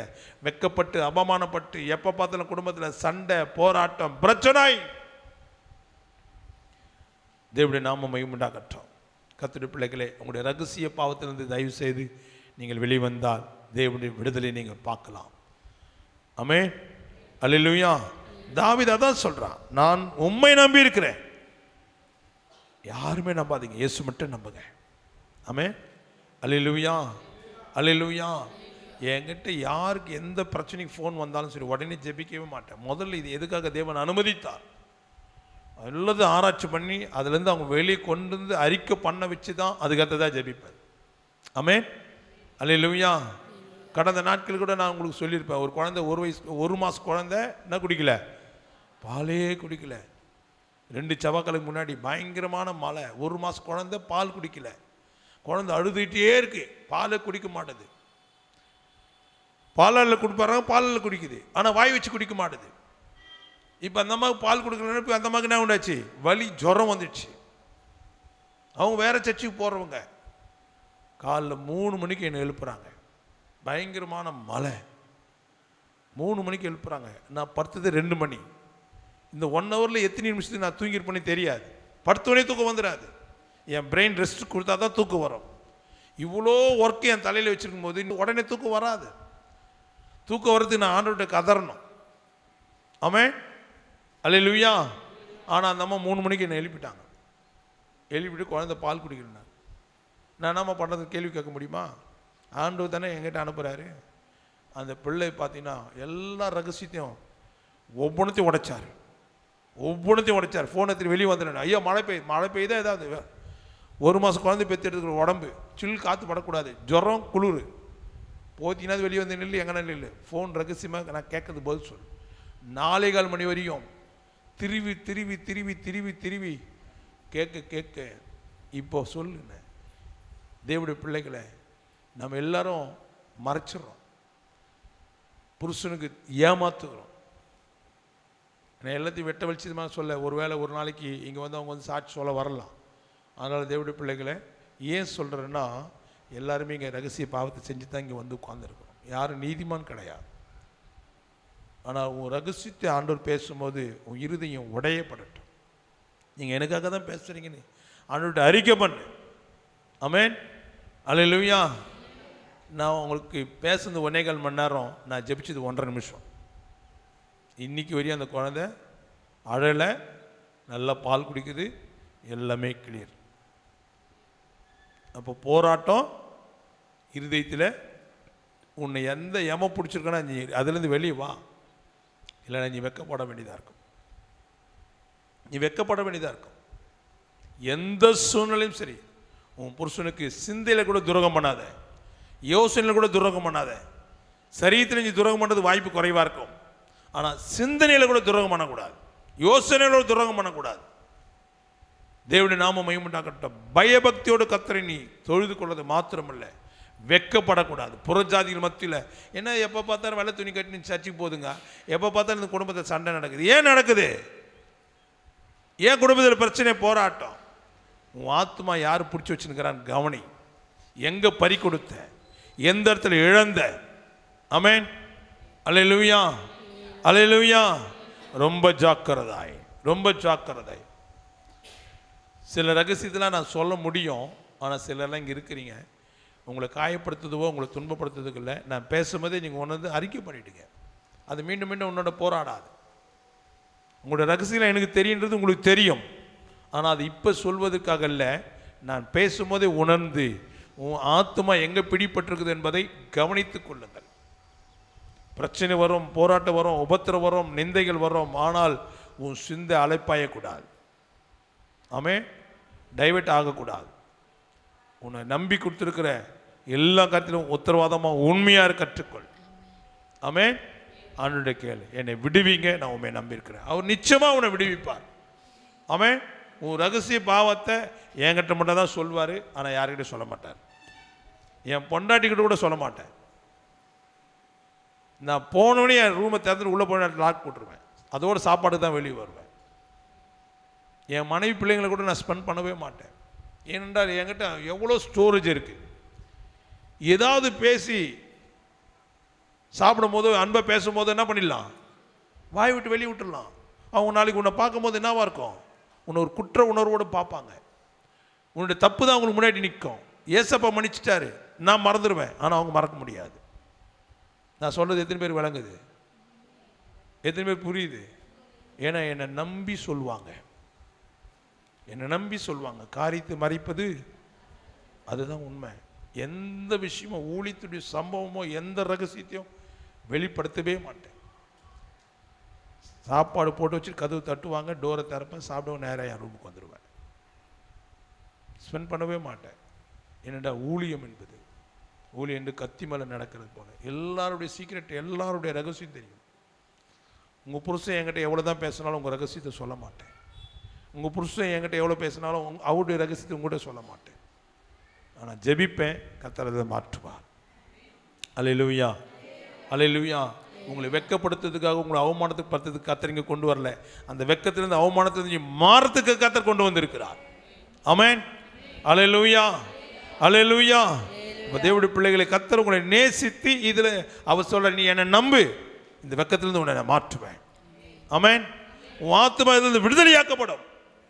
அல்லேலூயா, அல்லேலூயா. சங்கீதம் 116:8.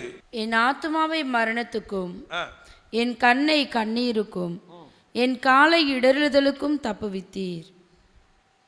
உன் ஆத்துமா மரணத்துக்கு போகிறதுக்கு காரணம் என்ன? உங்கள் ஆத்துமா மரணத்துக்கு போகிறதுக்கு எது காரணம் சொல்லுங்க? எது காரணம்? உங்களுடைய கண்ணு தான். உன் கண்ணு என்ன உண்டாக்குது? கண்ணீரை உண்டாக்குது. ஏன்? சில பாவத்தில் மாட்டிக்கிட்டு வெளிவர முடியல. அப்பா அம்மாண்டையும் சொல்ல முடியல, புருஷங்கிட்டையும் சொல்ல முடியல, யாருக்கிட்டையும் சொல்ல முடியல. பாஸ்டர் சொல்லிட்டா அது எங்கடா மைக்கில் சொல்லிட்டு போகிறேன், அது ஒரு பயம். ஆமே, எல்லாத்தையும் பாஸ்டர் என்ன பண்ணிடுறாரு? எல்லாத்தையும் சொன்னால் ஒரு ஆள் இங்கே உட்கார மாட்டீங்க.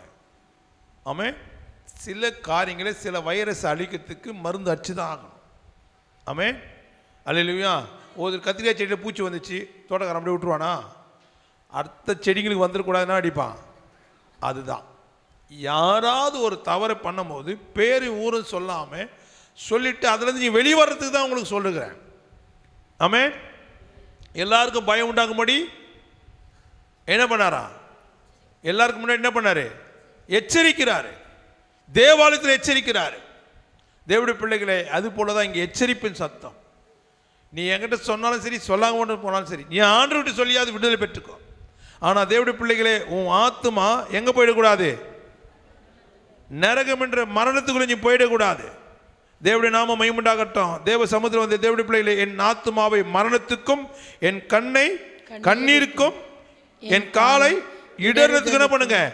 தப்புவியும். உன் கண்ணு பார்த்துச்சுன்னா அதுக்கு அடுத்து இடறதுக்கு உன் கால் போகும். இது ரெண்டும் நடந்துச்சுன்னா ஆத்மா ஆட்டோமேட்டிக்காக சாவுக்கு ஒப்பு கொடுத்துறான் பிசாசுனை.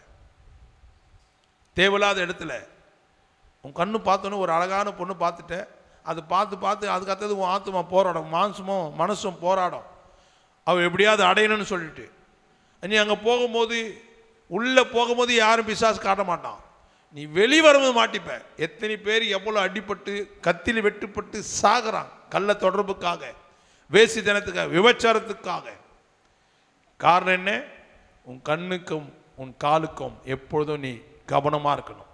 ஆமென். உன் நடைகள் ஒன்று என்ன பண்ணக்கூடாது? பிசுங்கவே கூடாது. உன் கண்ணுக்கு நீங்கள் என்னைக்கு வந்தாலும் இடலுக்கு இடம் கொடுக்கவே கூடாது. உன் கண்ணு உனக்கு இடலாக இருந்தால் என்ன பண்ணு? பிடுங்கன்றாரு. நீ பிடுங்கலைன்னா கண்ணீர் வடிச்சுன்னு தான் இருக்கணும். தேவனுடைய பிள்ளைகளே, அதனால் இன்னைக்கு அநேக ஆத்துமாவை சத்துரு கொள்ளையிடுகிறான், நரகத்துக்கு நேராக கொண்டு போகிறான். அதனால் ரொம்ப ஜாக்கிரதையாக நீங்கள் வாழ முடியா அன்பாக கேட்டுக்கொள்கிறேன். சங்கீதம் 121:7. கர்த்தர் உன்னை எல்லா தீங்குக்கும் விலக்கி காப்பார். கர்த்தர் உன்னை எல்லா தீங்குக்கும் விலக்கி உன்னை காப்பார். அவர் உன் ஆத்துமாவை காப்பார். அவர் உன் ஆத்துமாவை காப்பார். தேவனுடைய நாமம் மகிமையுண்டாகட்டும்.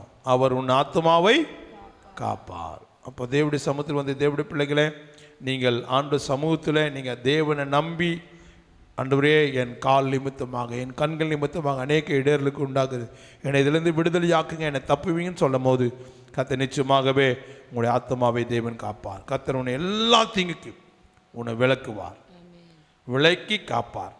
காப்பாற்றுறது மாத்திரமில்லை, காப்பார்ன்றது சரிகிறோம்.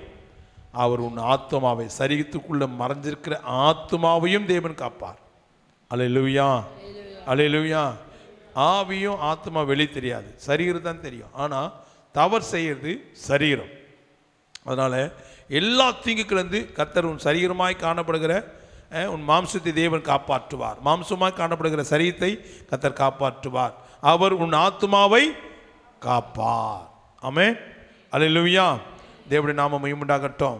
சங்கீதம் 19:7 கர்த்தருடைய வேதம் குறைவற்றதும் கர்த்தருடைய வேதம் குறைவற்றதும் ஆத்துமாவை உயிர்ப்பிக்கிறதுமாய் இருக்கிறது. ஆத்துமாவை உயிர்ப்பிக்கிறதுமாய் இருக்கிறது.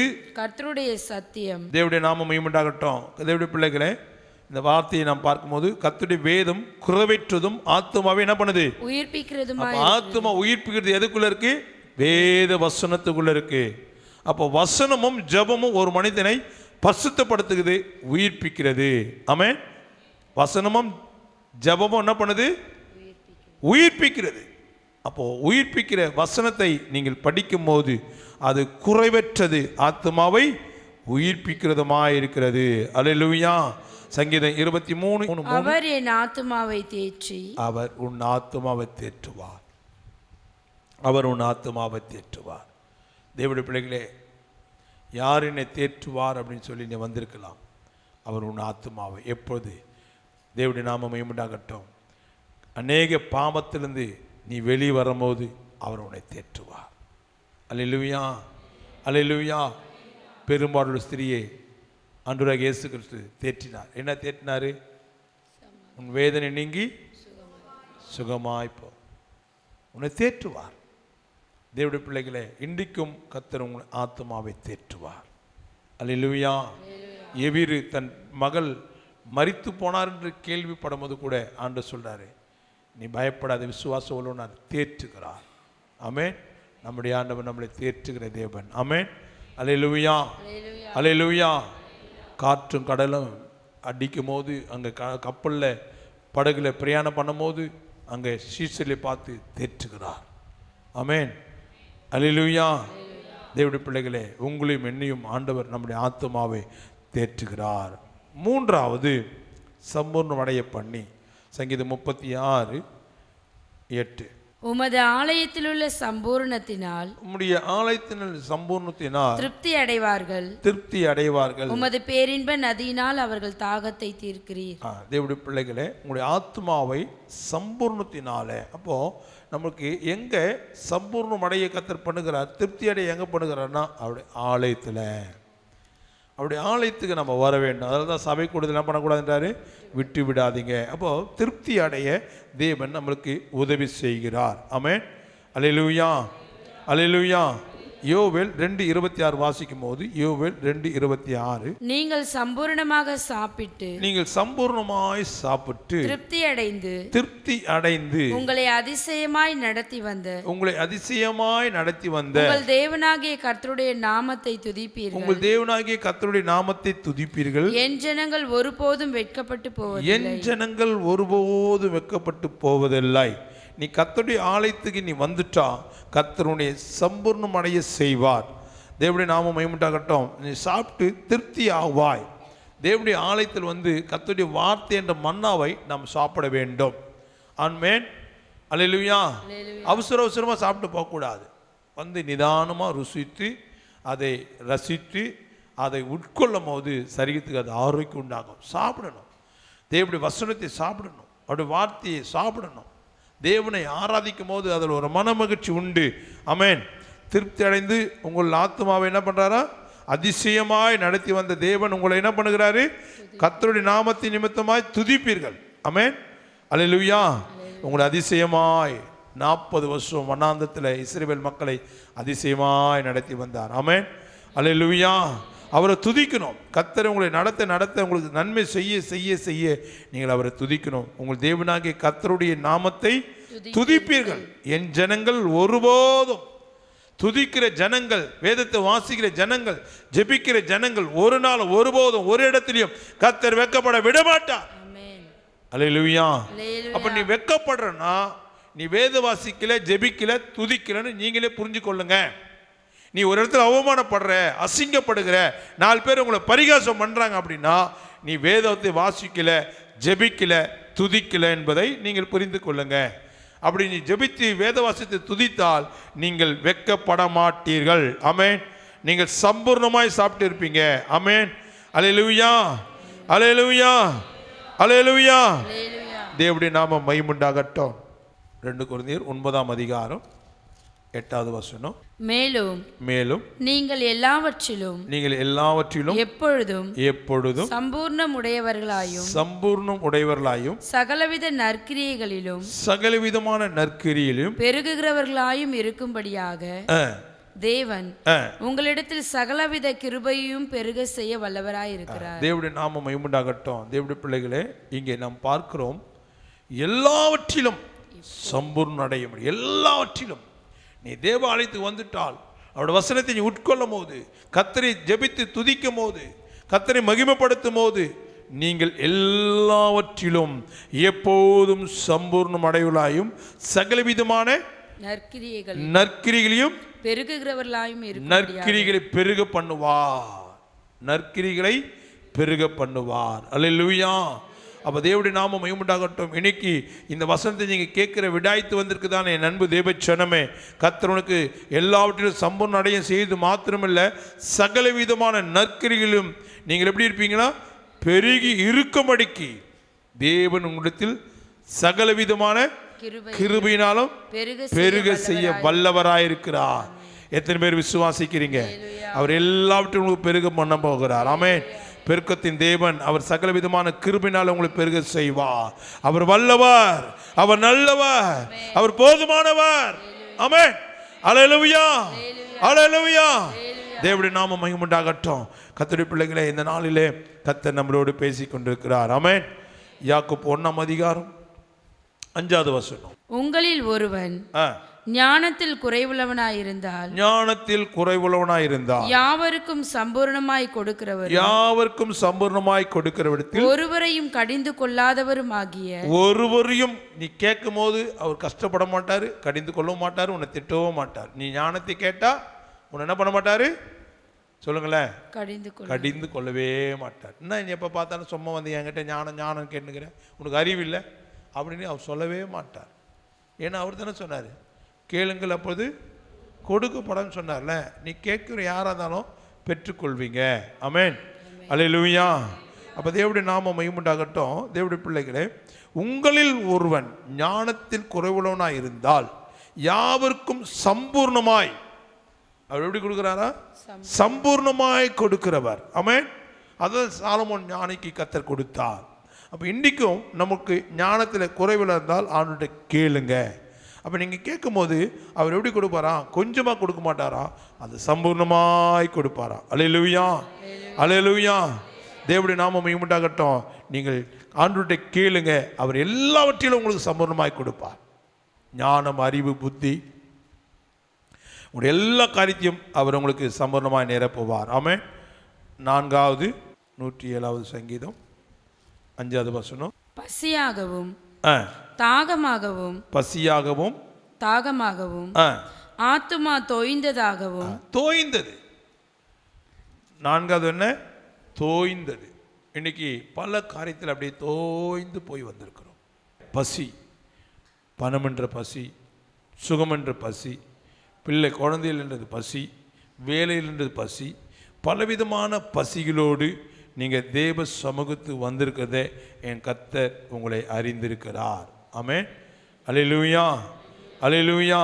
இப்போ தேவனுடைய நாமம் மகிமையுண்டாகட்டும். கர்த்தருடைய சமூகத்தில் வந்துட்டு தேவனுடைய பிள்ளைகளே, உங்களுடைய பசியை என் கர்த்தர் அறிந்திருக்கிறார். ஆமென். அல்லேலூயா, அல்லேலூயா. தேவனுடைய நாமம் மகிமையுண்டாகட்டும். கர்த்தருடைய சமூகத்தில் வந்த தேவனுடைய பிள்ளைகளே, தோய்ந்து போன ஆத்துமா, இங்கே போனால் விடுதலை கிடைக்குமா, அங்கே போனால் நம்மளுக்கு ஜெயம் கிடைக்குமா, இங்கே போனால் ஆசீர்வாதம் கிடைக்குமா, அங்கே போனால் சுகம் கிடைக்குமா, இப்படி அநேகர் அலைந்து திரிந்து கொண்டிருக்கிறார்கள். ஏன் அலைந்து திரிந்து கொண்டிருக்கிறார்கள்? ஏன் அநேகருடைய ஆத்மா தோய்ந்து போயிருக்கிறது? தோய்ந்து போனது காரணம் என்ன? எரேமியா 4:1 படிக்கும் போது இன்றைக்கி அநேகர் அலைந்து திரிந்து கொண்டே இருக்கிறோம். அலைந்து திரிந்து கொண்டதுக்கு காரணம் என்ன? தோய்ந்து போயிட்டு இனிமேல் அவ்வளோதான். வேலைக்குன்னு ஓடுவான், அப்ளிகேஷனில் எடுத்துகிட்டு ஓடுவான், மார்க் லிஸ்ட்டில் எடுத்துகிட்டு ஓடுவான். ஒவ்வொரு கம்பெனிக்காக ஓடி 35 வயசு, 36 வயசு, 40 வயசு கூட ஆகிடும் சிலருக்கு. தோய்ந்து போயிடுவாங்க, அலைந்து திரிவான். இந்த கம்பெனி, அந்த கம்பெனி, இந்த ஃபேக்ட்ரி, அந்த ஃபேக்ட்ரி, அலைந்து திரிந்து என்ன பண்ணுவான்? தோய்ந்து போயிடுவான். ஏன் அலைந்து திரிகிறோம்? அலைந்து திரிய வேண்டிய அவசியமே கிடையாது. நீதிமான் அப்பத்துக்கு அலைந்து திரிவதில்லை. நீ நீதிமானதான் அலைந்து திரிய வேண்டிய அவசியமே கிடையாது. நீ அலைந்து திரிவதற்கு காரணம் என்ன என்பதை எரோமியா 4:1 படிச்சீங்கன்னா உங்களுக்கு தெரியும். இஸ்ரவேலே, நீ திரும்புகிறதற்கு மனதா இருந்தால், நீ திரும்புவதற்கு மனதா இருந்தால் என்னிடத்தில் திரும்பு என்று கர்த்தர் சொல்லுகிறார். என்னிடத்தில் திரும்பு என்று கர்த்தர் சொல்லுகிறார். நீ உன் அருவருப்புகளை என் பார்வையினின்று அகற்றிவிட்டால், என் பார்வையிலிருந்து அகற்றிவிட்டால் நீ இனி அலைந்து திரிவதில்லை. அப்ப நீ அலைந்து திரியறதுக்கு என்ன காரணம் சொல்லுங்க? யார் காரணம்? தேவன் காரணமா? இல்ல, உங்ககிட்ட அருவருப்பு இருக்கு. நீ படிச்சிருக்கலாம், ஆனா வேலை கிடைக்கல. வேலையில செஞ்சிருக்கலாம், இன்கிரிமெண்ட் ப்ரமோஷன் கிடைக்காது. உங்ககிட்ட அருவருப்பு இருக்கு. அலைஞ்சு அலைஞ்சு திரியணும். ஆமென், அல்லேலூயா. இன்னைக்கு தேவனுடைய பிள்ளைகளே, ஹாஸ்பிட்டல் அலைஞ்சிருப்பேன், கம்பெனியே அலைவேன், பல இடத்துக்கு நம்ம அலைஞ்சிட்டு இருக்கிறோம். அலைய வேண்டிய அவசியமே கிடையாது. ஆமென், அல்லேலூயா, அல்லேலூயா. இஸ்மவேல் அலைஞ்சிருந்தானா தண்ணி இல்லைன்னு சொல்லிட்டு அலைஞ்சு தெரிஞ்சானா? அப்பா விட்டாச்சு, அம்மா விட்டாச்சு, அவன் எங்கேயும் தெரியல, இருந்த இடத்துலயே கர்த்தரை நோக்கி கூப்பிட்டான். ஆமென், அல்லேலூயா, அல்லேலூயா. யாபேஸ் துக்கத்தின் மகன் தான், ஆனாலும் கர்த்தர் பிள்ளைகளை அவன் அலைஞ்சு தெரிஞ்சானா? ஆசீர்வாதத்துக்காக இல்லை, தேவனை நோக்கி விண்ணப்பம் பண்ணினான். இஸ்ரவேல் தேவனை பார்த்து ஜெபம் பண்ணினான். அவன் அலைஞ்சு தெரியல. தேவனுடைய நாம மகிமையுண்டாகட்டும். நீ அலைந்து திரிய வேண்டிய அவசியமே கிடையாது. ஆபிரகாமை கர்த்தர் அவன் அலைஞ்சு திரிஞ்சான குழந்தைக்காக? இல்லை, கர்த்தருடைய சமூகத்தில் விசுவாசத்தோடு காத்திருந்தான். அவன் நீதிமான காணப்பட்டான், அலைந்து திரியவில்லை. ஆமென், அல்லேலூயா, அல்லேலூயா. அப்ப நம்மகிட்ட அக்கிரமம், அருவருப்புகள், பாவங்கள் இருந்தால் நீ அந்த பாவத்தை அறிக்கை பண்ணாம, அந்த பாவத்தை நீ வெளிவராமல் இருப்பாயானால் நீ அலைய வேண்டியது இருக்கும். அலைய விடுகிறது தேவனுடைய வேலை இல்லை, பிசாசுடைய காரியம். ஏனென்றால் கர்த்தரின் ஜெபத்துக்கு பதில் கொடுக்காதனால, உனக்கு பதில் வராதனால நீ அலைஞ்சிட்டே இருக்கணும், அலைஞ்சிட்டே இருக்கணும். ஆமென், அல்லேலூயா. நீ எப்பொழுது கர்த்தருடைய பார்வையிலிருந்து அருவருப்பை அகற்றுகிறாயோ அப்பொழுது நீ அலைந்து திரிய மாட்டாய். நீ அகற்றாவிட்டால் அலைந்து திரிவாய். ஆமென், அல்லேலூயா. நமக்குள்ள எத்தனை அருவருப்புகள் இருக்கு, எத்தனை அருவருப்பு இருக்கு, யோசித்து பாருங்க. இப்படிப்பட்ட அருவருப்புகள் இருக்கும் போது தேவனுடைய பிள்ளைகளே, நீ பசியோடு தாகத்தோடு அலைய வேண்டியதா இருக்கும். பசி, பலவிதமான பசிகள், தாகம், தண்ணீர் கிடைக்காது, நாக்கு வறண்டு போய் தொண்டை வறட்சியாய் உயிருக்கு போராட வேண்டும். ஆனால் அவர் தோய்ந்து போகிறவர்களுக்கு அவர் தண்ணீரை கிருபையாய் தருவார். அல்லேலூயா. விடாய்த்து போனதையும் தண்ணீரற்ற நிலமாய் நீ காணப்பட்டிருந்தாலும், இஸ்ரவேல் மக்கள் வனாந்திர வழியாக வரும்போது அவங்களுக்கு தாகம் தீர்ப்பதுக்கு தண்ணீர் கிடைக்கல. ஆமென். இப்போ ஃபோன் பண்ணால் தண்ணி வீட்டை தேடி வருது, கேனத்தில் போட்டுறான், 30 ரூபா கொடுத்து வாங்கிக்கிறோம். ஆனால் அன்னைக்கு அவங்க தண்ணீரற்ற ஒரு நிலவரத்தில் இருக்கும்போது தோய்ந்து போயிருந்தாங்க. தாகம், பசி ஒரு பக்கம், தாகம் ஒரு பக்கம். ஆனால் தேவனுடைய பிள்ளைகளை நன்றாக கவனித்துக் கொள்ளுங்க, நன்றாக யோசித்து பாருங்க. தேவன் வானத்திலிருந்து தூதர்கள் உண்ணும் உணவை கர்த்தர் கொடுத்தார், கண்மலிருந்து நீரூற்ற வரவைத்து கொடுத்தார். நம்முடைய ஆண்டவர், அவர் பேரே அதிசயமானவர். ஆமென், அல்லேலூயா. நீங்கள் அலைந்து திரிய வேண்டியது அவசியமே இல்லை, நீ இருக்கிற இடத்திலேயே கொடுக்க அவர் வல்லவர். ஆமென், அல்லேலூயா. அவர் புரிந்து கொள்வதில்லை, உன் பாவத்தை நீ அறிக்கின்றதில்லை, அந்த அருவருப்புலேருந்து நீ வெளிவர்றதில்லை. அந்த அருவருப்பில் தான் இன்றைக்கி அநேக நம்ம அலைஞ்சு திரிஞ்சு கொண்டிருக்கிறோம்.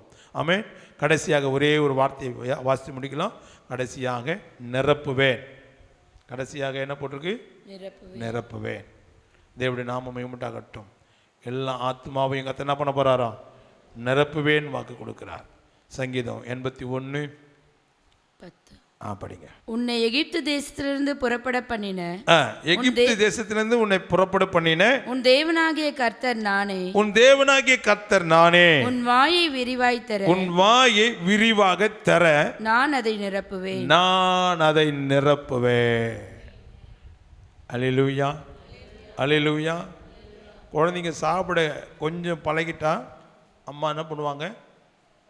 இடுப்பில் குழந்தைய வச்சுக்கிட்டு ஒரு கிண்ணத்தில் சாப்பாடை கிண்டி கையில் வச்சுக்கின்னு என்ன பண்ணுவாங்க? இடது கையில் குழந்தையும் இருக்கும், இடது கையில் என்ன வச்சுருக்குறாங்க? கிண்ணமும் இருக்கும். இதை என்ன பண்ணுவோம் தெரியுமா? அப்படியே கையில் எடுத்து அப்படியே நசுக்கி கையில் வச்சுக்கிட்டு வாயை தர என்ன சொல்கிறாங்க, வாயை தரன்ட்டு கையெத்துன்னு போய் வாய்க்கிட்டு வைக்கும்போது நீங்கள் பாருங்களேன், அம்மா அப்பா அவங்க எத்தனை அம்மா அப்பா நான் சொல்கிறது கொஞ்சம் சிந்திச்சு பாருங்களேன். நீ யார் வாயை திறக்க சொன்ன, யார் வாய் திறக்க சொன்ன, குழந்தை வாய் திறக்க சொல்லிட்டு உன் வாய் திறப்ப ஆன்னு. நீங்கள் நல்லா கவனித்து பாருங்க, அது எத்தனை வருஷமாக இருந்தாலும் உங்கள் குழந்தைங்க நீங்கள் சாப்பாடு ஊட்டும் போது என்ன சொல்கிறீங்க, வாயை தரன்னு சொல்லிட்டு உன் வாய் மூடி இருக்குதா, மூடல. ஆனால் அந்த வாயை குழந்தை என்ன போட்டுரும், வாயை திறக்க சொல்லி திணிக்கிறோம். ஆமே, ஏன் அந்த வயிற்றில் வாய் மூலிமா போகிற ஆகாரத்தில் என்ன கிடைக்குது, பலன் கிடைக்குது. எப்படி ஆகாரம் ஜீரணமாய் ரத்தமாக மாறும்போது அந்த சரீரத்தை என்ன உண்டாக்குது, பலன் உண்டாக்குது. ஆமென், அல்லேலூயா. தேவனுடைய பிள்ளைகளே, அது ஆகாரத்து மூலியமாய் வைத்து நிரப்புகிறார். ஆனால் தேவ சமூகத்துக்கு வரும்போது உன் வாயை விரிவாய் திறந்து நல்ல கையை தட்டி பாடணும். ஆமென், அல்லேலூயா. நீ அப்படி பாட பாட பாடத்தான் நிரப்புங்கப்பா நிரப்புங்கப்பா. அவர் என்ன பண்ணுவார், நீ எதெல்லாம் குறைவாக வந்திருக்கிறியோ அதெல்லாம் கதை என்ன பண்ணுவார், நிரப்புவார். திராட்சை ரசம் குறைஞ்சு போச்சு, ஆனால் கச்சாடி என்ன பண்ண சொல்றாங்க, தண்ணீரால நிரப்ப சொல்லுகிறார். அப்போ தேவனுடைய பிள்ளைகளே, நிரப்ப வேண்டியது கர்த்தருடைய வேலை, வாயை திறக்க வேண்டியது நம்முடைய வேலை. ஆமென், அல்லேலூயா. இங்கே வாயை மூடிப்போம், கொடா சண்டையிலையும் ரேஷன் கடையிலையும் பாருங்களேன், அங்கே வாயை ஆன்னு திறப்போம். என்ன வாயுமா இதுக்க, என்னடா வாய் இது, வாயை மூட மாட்டேன். அங்கே மூட மாட்டோம், இங்கே மூடிக்கிறோம், அங்கே திறக்கிறோம். இதுதான் நம்மகிட்ட எல்லாமே ஆப்போசிட்டாக இருக்கு. உன் வாயை திற, நான் அப்போது நிரப்புவேன். எங்க திறக்கணும், தேவ சமூகத்தில். தேவ சமூகத்தில் நீங்கள் தேவ சமூகத்தில் அப்படி நீங்கள் வாயை திறந்து கர்த்தரை நீங்கள் மகிமைப்படுத்தும் போது, அதுதான் பாடும் போது வாயை திறந்து நல்ல சத்தமாக பாடணும். ஆமென், அல்லேலூயா, அல்லேலூயா. தேவனுடைய நாம மகிமையுண்டாகட்டும். இப்போ எனக்கு நெஞ்சு வலிக்குது, இப்போ சுகமாயிட்டேன், நெஞ்சு வலிக்குது அப்படின்னு வாயை திறக்காமல் மெதுவாக பேசணும். உங்களுக்கு எப்படி புரியுமா சொல்லுங்களேன். நான் வாயை திறந்தால் தான் வார்த்தை என்னிலிருந்து வெளியே வரும். அப்போ தேவனுக்கு என் வாய் தேவை. இப்போ அவர் சொல்லும் போது நான் என்ன பண்ணணும், அவர் பேசும்போதெல்லாம் நான் வாயை திறக்கணும். அவன் திறக்கும் போது வசனத்தினாலே வார்த்தை மூலியமாக உங்களுக்கு என்ன பண்ணுறாரு, நிரப்புகிறார். அது உங்களுக்கு பலன் உண்டாகுது. ஆமென். எப்போதும் கர்த்தரை துதிக்கும் போது நல்ல வாய் திறந்து நல்ல துதிங்க, நல்ல வாய் திறந்து சத்தமாக பைபிள் படிங்க, நல்ல சத்தமாக பாடுங்க. பக்கத்து வீட்டுக்கார திட்டினாலும் பரவாயில்ல, கர்த்தரை மகிமைப்படுத்துங்க. ஆமென், அல்லேலூயா, அல்லேலூயா. இன்னைக்கு வந்திருக்கிற கர்த்தர் சொல்கிறாரு, உன் வாயை விரிவாய் தர நான், நீ திறக்க வேண்டியது உன்னுடைய வேலை. என்னென்ன குறைவோடு வந்திருக்கிறியோ கர்த்தர் அதெல்லாம் நிரப்ப போகிறார். எத்தனை பேர் விசுவாசிக்கிறீங்க? விசுவாசிகள் மாத்திரம் எழுப்பி நிற்கலாமே. Her address, Jesus Christ Deliverance Church, number 2/101, Thiruvallur Street, Tirthankarayambattu, Red Hills, Chennai 600052. Contact Pastor J. Daniel Jabasilan 9940 487775 and 9941 487775. எங்கள் முகவரி இயேசு கிறிஸ்துவின் விடுதலை சபை, எண் 2/101, திருவள்ளுவர் தெரு, தீர்த்தங்கரையாம்பட்டு, ரெட் ஹில்ஸ், சென்னை 6,52,000. மேலும் தொடர்புக்கு பாஸ்டர் ஜே டேனியல் ஜபசிலன் 9940487775 மற்றும் 994141487775.